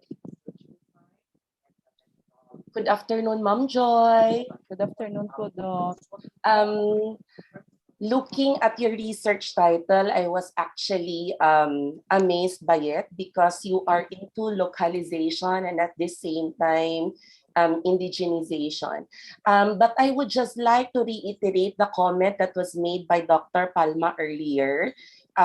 If we plan and if you pursue to have your paper later on published in reputable journals, the very first thing that we have to look into is actually to revisit whether our statement of the problems are very well answered in our data analysis and procedure. That I think is something that you have to look into pa as of the moment. I was quite alarmed when you answered Dr. Pedroso earlier that you actually utilize qualitative as a research design. Is that so? Is it quanti, is it quali, or is it a combination of quantitative and qualitative? It is a combination, Doc, actually. Oh, because I was actually Oh, confused. Sorry for that, Doc, because I feel nervous. Um, because Doc John, yes, I Ma'am actually Dali. took a screenshot of the statement of the problem and as well as some parts of the result because that was the very first thing that I actually have to look into as well. Um, you made mention in your methodology, I do not know if what slide number is this, but you conducted a one-on-one One interview interview, using a yes. survey questionnaire. Um, is the interview how did you employ the interview? Is it majority of an interview that is open ended, or did you use a closed ended na questionnaire, but because of the incapacity of your respondents to write down their answers, you utilized interview as a method in order to gather data from them? Because you see, simply writing down interview as a method in data gathering is already something that would create later on questions on the part of the readers. Do you get what I mean, ma'am? Yes, It's Doc. a different thing when we say you utilize an interview rather than you utilize a survey questionnaire but did interview the respondents because of their incapacity to provide written responses to the questions that were posed to them. But I was again because I was trying to answer my own set of questions as well. That is why while looking at your results, I noticed that majority of the results are qualitative in nature. So that is why I cannot anymore find alignment to the supposedly answers to my own questions. So would you like to enlighten us on that particular aspect of your research study, if you don't mind? Come again, Doc. Um, Which, My first question was already answered because earlier you made mention that it's quali, but you tried to straighten the thought right now that it's actually a combination of a quantitative and a qualitative research. So mixed research method was utilized. I do agree with that because statement of the problem number one can never be answered by qualitative data. That would always come out as a quantitative na data for the analysis and interpretation. And I guess nobody will question me on that particular claim. The second, the third, the fourth, and the fifth, that I know can be answered by either a quanti or a quali. So now I am settled listening to you that there is actually a mixed method of research that was utilized in this research study. My second question has something to do with the manner on how the data was actually called out or was actually gathered from the respondents. I was confused as to whether interview was utilized or whether a survey questionnaire was utilized, but the closed-ended questions was asked orally specifically for the purpose na you wanted your respondents to give their answers or to provide their answers to the specific set of questions orally as well because of their incapacity to write. So I would like to be clarified on that. Did you utilize an in-depth interview or did you utilize a survey questionnaire? So just to make things easy. Actually, I have a questionnaire, Doc. I prepared the questionnaires. But since they cannot read nor write, so I conducted the one-on-one interview. Then based on their answers, so I jot down all the answers that they're going to, based on my questions to them is based on my questionnaire also. So all their answers that given to me was jot down, and so uh, all the answers that they give to me, it is Was carefully also recorded. yes Doc. Okay. Oo. I would like to ask, ma'am, are the questions embedded in the survey questionnaires open-ended or closed-ended? When I say open-ended, that would mean they are free to provide answers that is according to their own thoughts and opinions. When I say closed-ended, it's something like, do you use onion in alternative medicine? So things like that. Questions that are immediately answerable by a specific set of answers like yes or no, A, B, C, D, like that. I used the open-ended ng Doc because Okay. by the answers, the I mean the I forget. Sige, Ma'am I Joy, feel it's okay nervous. now, Ma'am Joy. I understand that. So we have to be very careful if the questions were written in an open-ended manner. I suggest you write down na the data was gathered using an in-depth interview rather than one-to-one interview utilizing a survey questionnaire so that the readers later on will not be misled. Also, I would appreciate it if the data analysis would also include a portion of thematic analysis, most especially that only the SOP number one is quantitative in nature, while the rest is actually qualitative in nature. So I would appreciate it if later on, if you have um, plans of having your paper published, we can have it clarified in the methodology that thematic analysis was also utilized in order that you may be able to provide a very good write-up of the things that you have presented to us.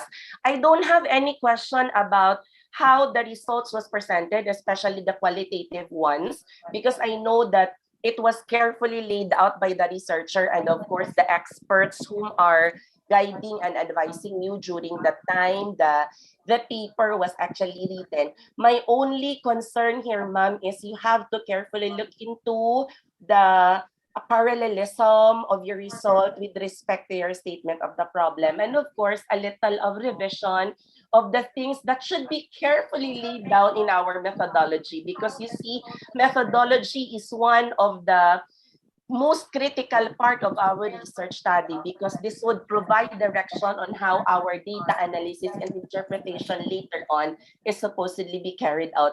But again, Ma'am Joy, my felicitations and my congratulations for you, because I really find your research very interesting, most especially that seldom do we appreciate context such as this. We give due appreciation to the local community of the Panay Bukidnon. And here comes Ma'am Alihaga, who had actually provided light to the kind of life which which our Panay Bukidnon are actually doing and are actually observing. So thank you for sharing your research Thank you results so much. to this group this afternoon. That would be Ma'am, all, Doc Jimmy. Ma'am Dali? Yes. Yes. Sir John? Sige, Yes, go Ma'am ahead. Dali and Ma'am Bona. Yes. So what do we suggest to Ma'am Joy in terms of her methodology? I think there is a need for her to revisit the Yes. methodology and discuss in detail what did you do. Yes. You also, ma'am, please, ma'am, include also your informed consent. Yes. I think you also have done that, correct? You have Yes, Doc. Yes, asked them Doc. to sign, and then siguro, ma'am, in I your have informed permission. consent, also your permission to jot down instead of maybe record the answer. If they allow you to jot down or take down notes of their answers, you also have to put it there. Okay, just a Yes. detailed discussion siguro on how Ma'am Joy did all this research data analysis of hers. Sige. Doc Dali? Because it comes to me as an ethnographic study.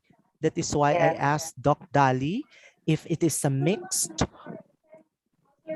Um, or a pure Yeah. qualitative one. This is the reason why we can do less of this because it's already a finished research. Because if you look at this, she can simply go to Quali, di ba? And then just Yes. provide na lang the profile of the and drop the respondents. statement Oo. of the problem number one. Yes. Oo, Yes. get to Correct. read na lang ang statement number 1 and then you go through na lang with the quality research. But Yes. nevertheless, okay, I think what Ma'am Dali had mentioned and of course of Doc Pedroso and then of course the one I gave a while ago on the process of presenting your findings will now help you revise your study and make it worthy for a publication on a reputable journal or journals. Congratulations, Ma'am Yes. Joy. Thank you so much Ma'am po. Joy, I will just type the methodology that I would like you to look into and probably that anthropologist to propose this kind of methodology. I will type it in our chat box. Thank you. Thank you, Doc. Thank you so And it's much. good also, Doc John and and Doc Bona, na if Ma'am Joy later on would decide at looking at the lens of a pure qualitative research, Yes. it's good as Yes. well na she will also look into the most appropriate epistemology, of course, theoretical Yes. perspective, Yes. methodology, and as well as methods. Kasi the way I see Yes. it, if it's majority of a qualitative research, you need not to look into the demographic profile, but in Yes, that's return, true. you Correct, can correct. simply provide the inclusion criteria of whom did you Yes. consider in the actual data gathering, and that would already be Mm. enough. But I do understand as well, Doc John and Doc Bona, the initiative of Ma'am Joy, because probably at the outset, she also wanted to provide the readers supposedly with a glimpse that these are the set of respondents with and whom I considered. But as mentioned, if it's pure qualitative, then we can do away with that, Ma'am Joy. It will be noted po. But again, we commend Ma'am Joy for this work. Congratulations. Thank Yes. you po. Thank you so That's much. true.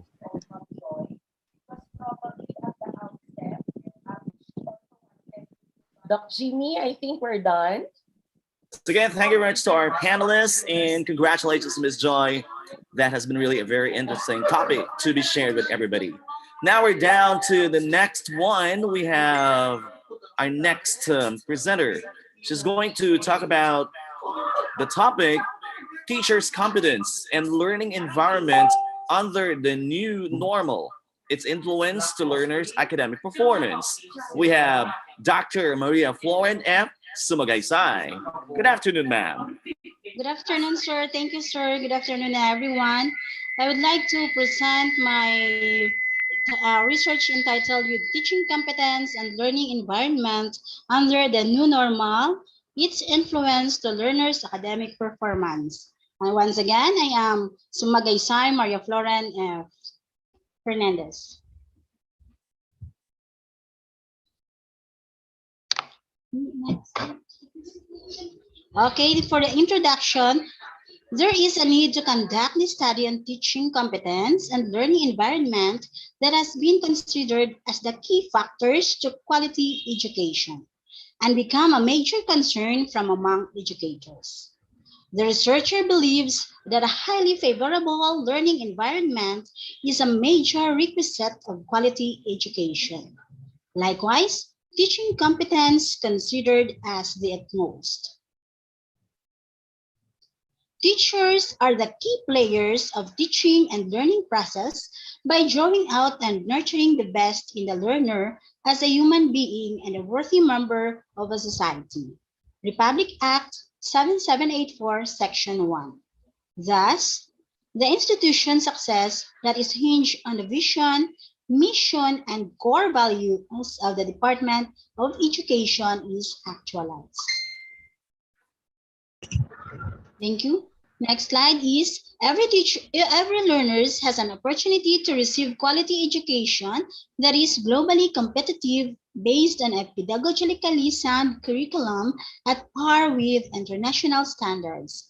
Republic Act 10533 of 2013. Also, aim to develop productive and responsible citizens equipped with the essential competences, skills, and values for lifelong learning by UNESCO 2012. With this in mind, the researcher seeks to find out how teaching competence and learning environment influence learners' performance. The main objectives of my study is to determine the teaching competence and learning environment under the new normal and its influence to learners' performance among grade 3 teachers in the schools division of Iloilo, Philippines for the school year 2020-2021. We have here the specific objectives. 1, to know the levels of the teaching competence and learning environment among grade 3 learners in the schools division of Iloilo. 2, to know the learning performance of the grade 3 learners in the schools division of Iloilo. 3, to know the relationships among teaching competence and learning environment. And 4, to know which of the identified independent variables project learning performance of grade 3 learners. The significance of the study is it will generate a beneficial outcomes to the following persons. Thus, 1, the Department of Education or the DepEd implications can be drawn from the results of the study and necessary adjustments can be made for the Department of Education, specifically in Schools Division of Iloilo. The Schools Division of Iloilo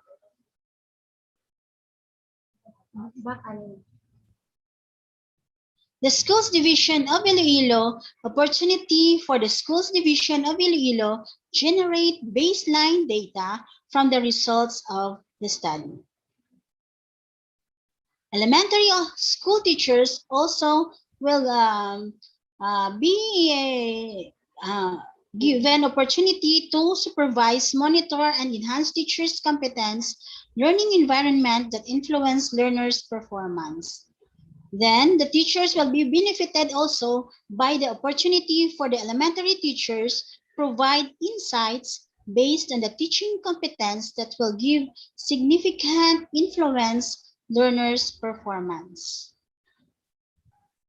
And the learners, they will have the opportunity for the learners learning performance, since it will help them increase teachers' teaching competence and learning environment, which is linked to learners' performance as stated in related studies.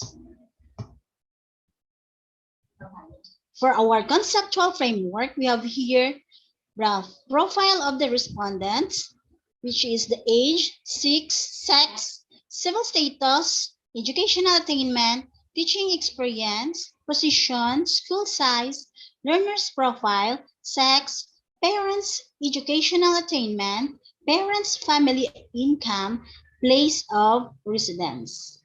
Then we have also the teaching competence ending the new normal as the result. We have also learning environment in the new normal, and we have here the result is the learner's performance. There is a line there.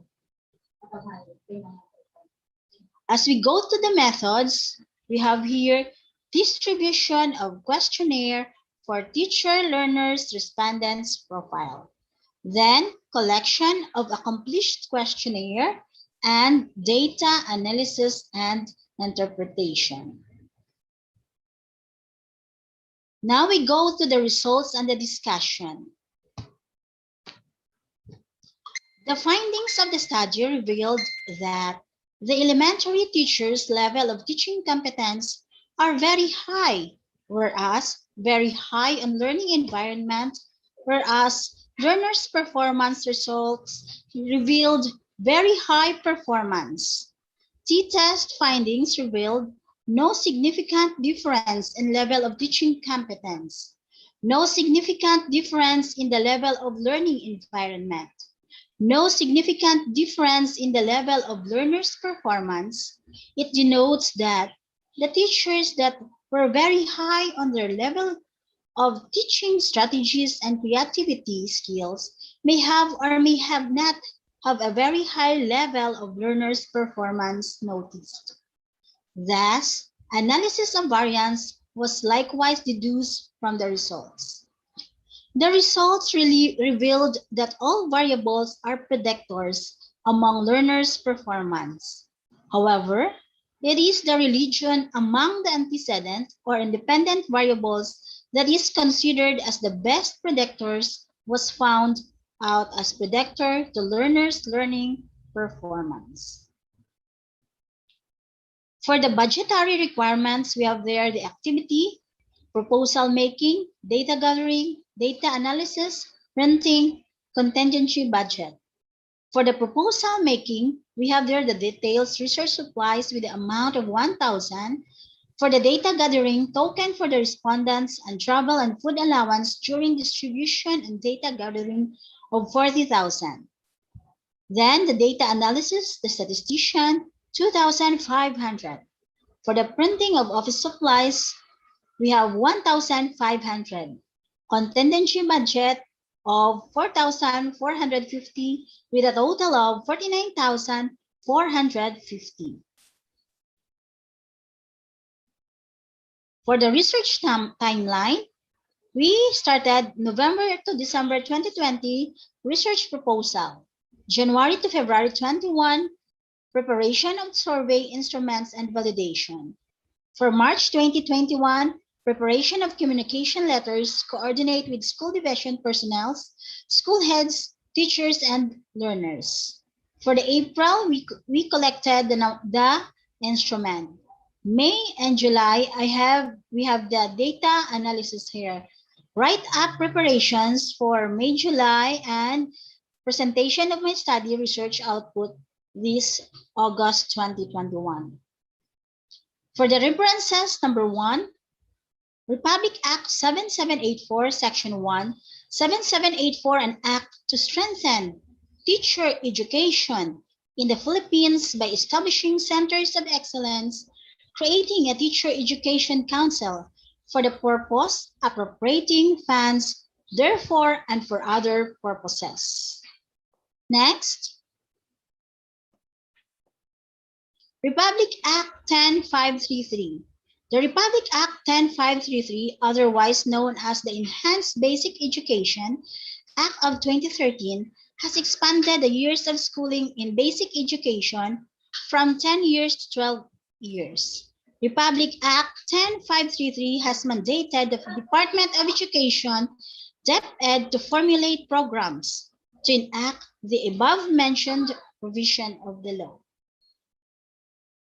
And we have also the UNESCO 2012 as our reference that supports countries to develop and expand educational activities that focus on sustainability issues such as climate change, biodiversity, disaster risk reduction, water, cultural diversity, sustainable urbanization, and sustainable lifestyle through ESD.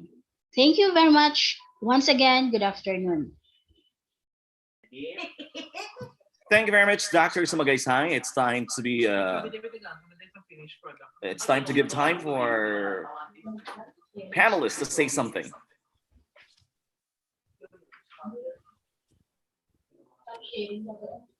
So, who's going to start the ball rolling among our three members? I Dr. think Jan, it's would you like to min- do the honor? I volunteer Dr. Temelo because I believe that the quantitative part is her dominion. Go. My friend, go. Good afternoon. I'm Dr. Sumagaysay. Did I say it right? Dr. Sumagaysay, good afternoon. I was supposed to ask you to stop after presenting the prior to your presentation of the references, but I intended not to because I did not know and I did not realize that those things that you were actually able to mention can still be very good inputs for your background of the study.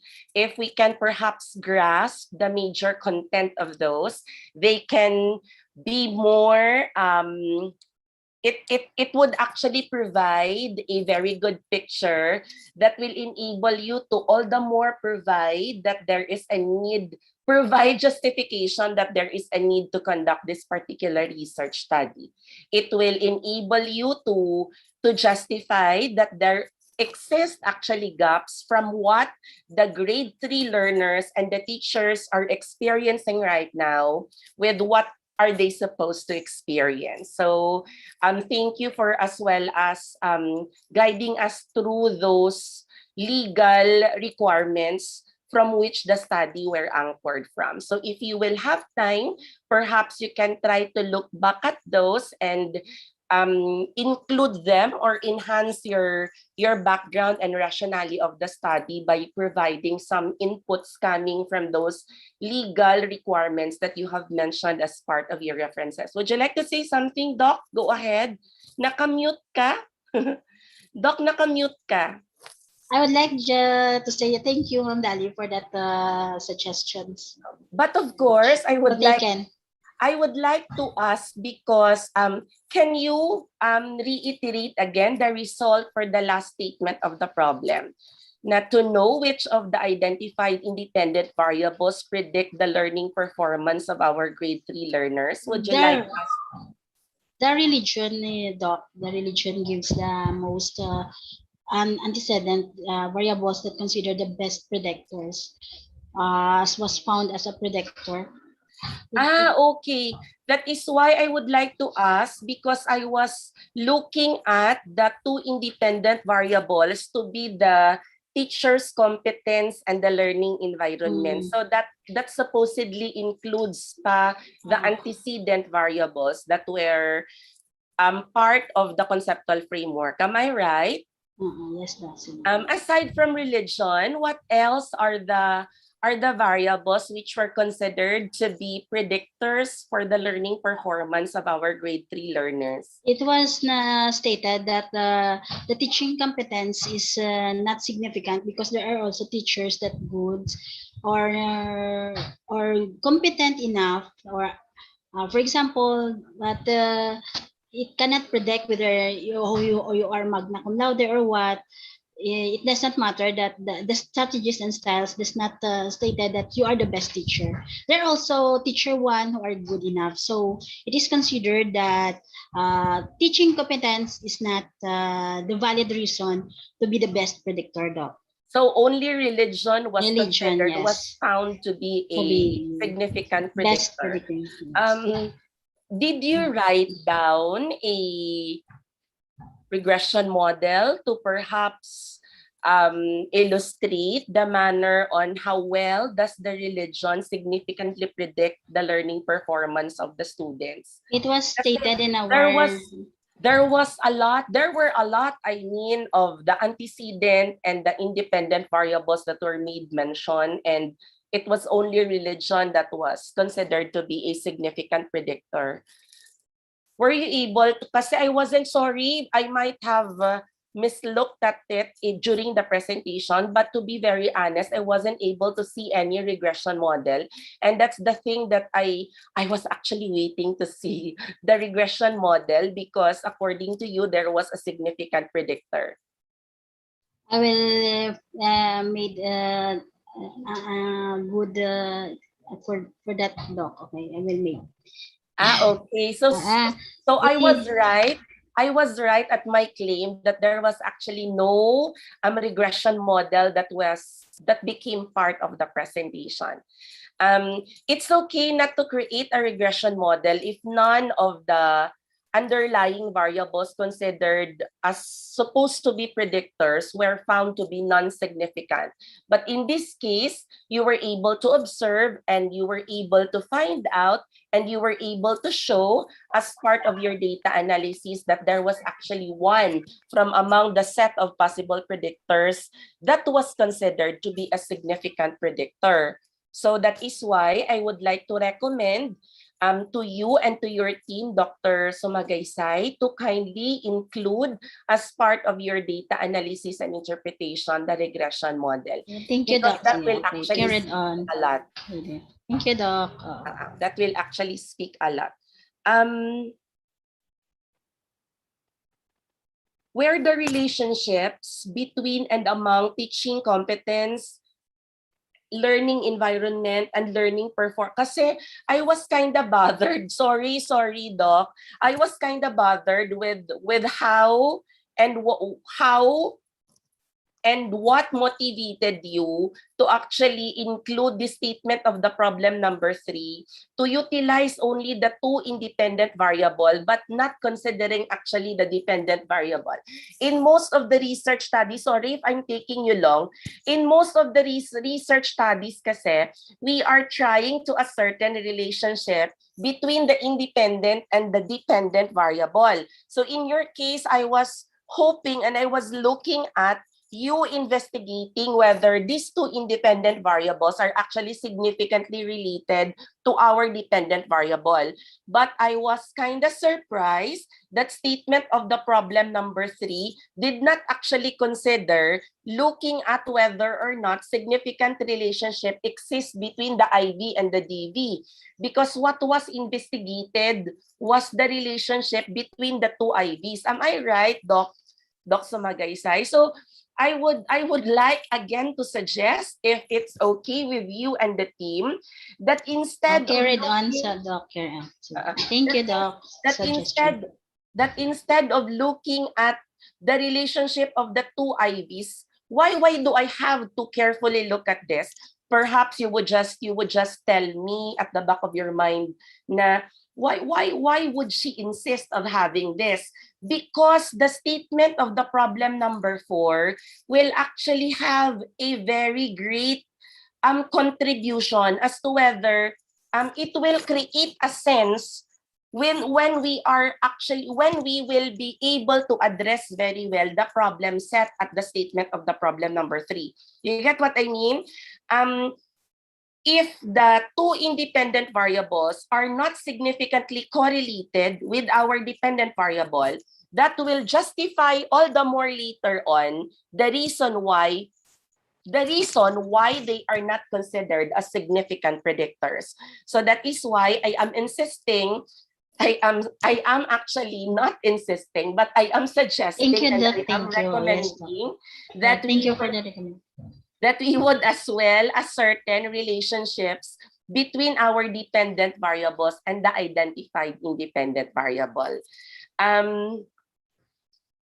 How did you feel after this? Is now in the context of being an administrator, because I know that you are holding a very good position. Ari mo.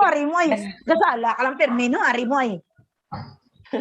in the SDO Iloilo, Kind in the of. school. My I'm just a grade 3 teacher. Oh, I No, thought you are one among the no, bosses in the no. schools division of Iloilo. But in the context of being a teacher, I, how well do you find, or how do Wala you na. feel Muna na. about the research results of this particular endeavor, the result of it, this research endeavor? it is After, very helpful to our part as a teachers to know that teaching competence and enhance our teaching strategies and methods in teachings.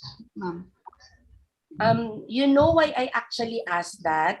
Because I do find the research I do find the research very useful, most especially na you are trying to supposedly correlate these two independent variables to the dependent variable, which is actually learning performance.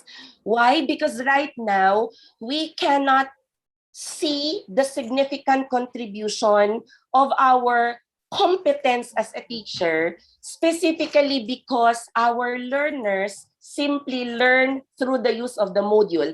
I'm talking not among the schools who are having online learning as a platform, but I'm actually talking about mostly of the Department of Education schools right now, whom mostly of the students are actually learning through the module.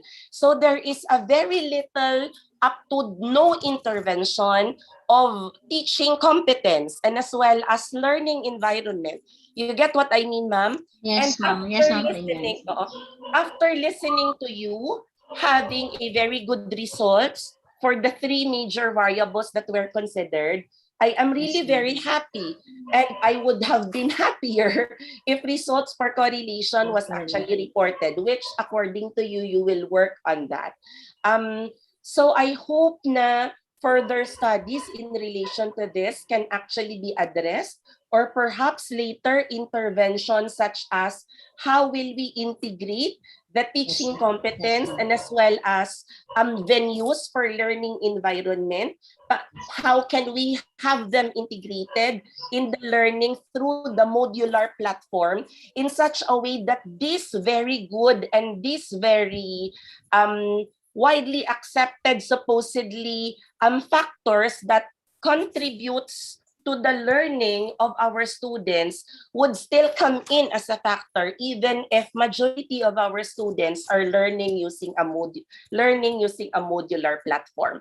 So as a classroom teacher, I hope later on you will be motivated to look into other facets of this research study, which will not only be helpful on your part, but all the more be helpful on the part of our learners. Sige, Doc John, you may continue sharing your inputs for the work of Dr. Thank you, Smile. Doc Dali. Good afternoon, ma'am. Good afternoon, Doc Ma'am Jan. Ed. Yeah. First and foremost, I would like to say that I could have seen a wonderful presentation that is so comprehensive, that it had as well included your budget, that made me imply onto your stance that you were Thank you, sir. rich. Yes, Rich. mayaman ka. Oo. But London may Rich. may I first know and confirm that you said a while ago that you are a grade 3 math teacher. Grade 3, all subjects, Doc. Grade 3. We And are to give you that very astounding clap, to give you as well the credit where the credit is due, you produced a very good result of this study. But as a grade 3 teacher, did you as well made an attempt to present these results to your probably your school principal, your assistant superintendent, or your superintendent? Did you already do that, Ma'am Ed? to our school principal I have. She knows Yes, already, Doc. yes.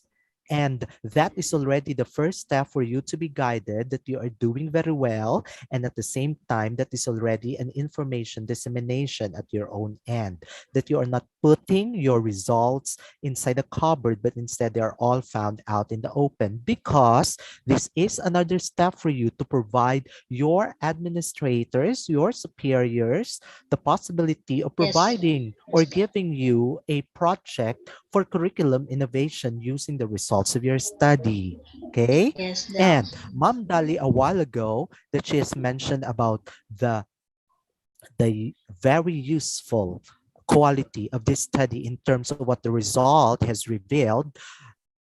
um, I believe that it is a fair statement if I will say that your study has a very good replicability. Is that a fair Thank you, statement, Dr. Ma'am Ed? John. Yes, Thank you. welcome. It is. And that this can as well be implemented in other grade levels. Is that a fair statement? Thank you, Doctor. Yes. Yes. So you can as well encourage your other co-teachers that if they wanted to pursue a degree that probably they can replicate your study or somehow introduce a novelty according to their own accord, then they could make this as a basis in order to produce more knowledge onto this kind of contention or research topic. And after all, I could no longer hmm, recommend that you use other variables because you already use a handful of variables. You already included the parents' financial status or income, their residence, and so on and so forth.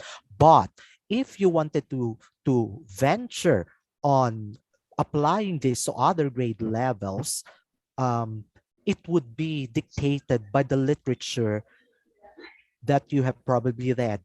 If it is grade 4, it's grade 5, it's grade 6, and so on and so forth. But I was really amazed with your presentation because Thank you.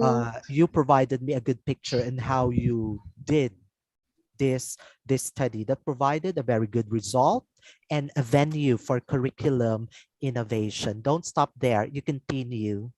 Okay, Thank you, Dr. John. Mambona. Yes, okay.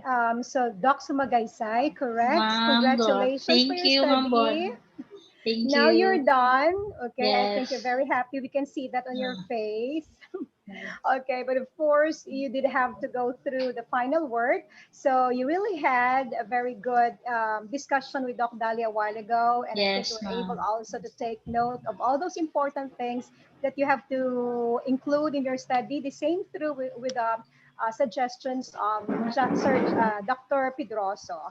Okay, you have a very good study. Let me say Thank you, congratulations for Dr. that. Bon. Okay, especially for all those mentioned a while ago on the area of replication and how it can help the community. I only would like to give very few suggestions. One is if it is Yes. possible, did I miss it or let me correct me if I'm wrong, Mama, to include in the significance of the study the principles. I Okay, yes. think you School need them. heads, no? School Yeah, heads. school heads, Yeah. principals, even Thank the you, ma'am. Department of Education to revisit, of course, our system right now and check if it is your study can be of help to the Department of Education. Another is my main focus really is on the use of grammar to make your study pitch perfect, as I call it. Okay, I really would like you to reconsider Yeah. checking on, especially on the title, ma'am. It's a very minimal, but Mm. in English, it's quite important. The putting of apostrophe in the word Thank you, learners. ma'am. I think Yes, I carry missed on. that. Okay, so possessive case. Yes. That's a very minimal, Thank but you. it gives a lot of misinterpretation if you don't. There are also some areas there. I think I've seen on slide 4, wherein there should be sentences that need to have periods. I know as what I Yes, have ma'am. mentioned. Well, these are few things that might not really interrupt, okay, or may not destroy your study, but to make it completely well, including if you plan to publish it, I think taking into consideration the use of commas, the use of Yes, Doc. periods, I think even Yes, ma'am. the rechecking of the formulation of sentences. I've seen there, Kaina. I think it's on the main objectives of your study. I think there's a dangling modifier in there. If you can revisit that, Yes, Doc. to know that it's the grade 3 who are Yes, Doc. actually Yes, who's Doc. Thank you teaching for the competence. suggestion, Doc. Yes, ma'am. Okay, siguro i-consider talaga ma'am ang pag-formulate sa mga sentences because the moment you state it in a different way, it will have a different meaning. You know, English are complicated sometimes, okay? The Yes, moment you Doc. Yes, rearrange Doc. that, the moment there's a lacking period or a comma, it will change the meaning. And maybe that's very easy. Find a friend, or find a friend, no? Okay, who can help you with the grammar and Yes, Doc. editing Thank that will really you. make your study one of Yes, a Doc. kind. Yes, Doc. Okay, because the results are great. Those were excellent results, and all those suggestions of Dr. Pedrosa and Dr. Timelo have guided you to make it really a very nice study worthy of publication. So siguro na lang mine will be on the use of this important rules in English to make it perfect. Thank Congratulations. you, Doc. Thank you, dear panelists. Thank you. Yes. Yeah. So again, thank you very much to our panelists. So again, thank you very much, Dr. Dolly Rose, Dr. Bona Palma, and Dr. John Erwin Pedroso. And see you back again tomorrow. And of course, to our last speaker, last presenter, thank you very much. So again, we want to say thank you to the Guimaras State College community with the president, Dr. Lilian Diana Buston Pareño, the Dean of Graduate School, Dr. Early M. Martir, the Vice President for International Affairs of Ayori, Dr. Gabriel C. de la Liarte, Director of Ayori Learning and Development Center, Dr. Joey S. de la Cruz, and of course, Dr. Romy Moralista. So we're done with the first day of our International Research Colloquium. Tomorrow is going to be another exciting day as we welcome the next set of presenters. Thank you very much, everyone, and keep safe.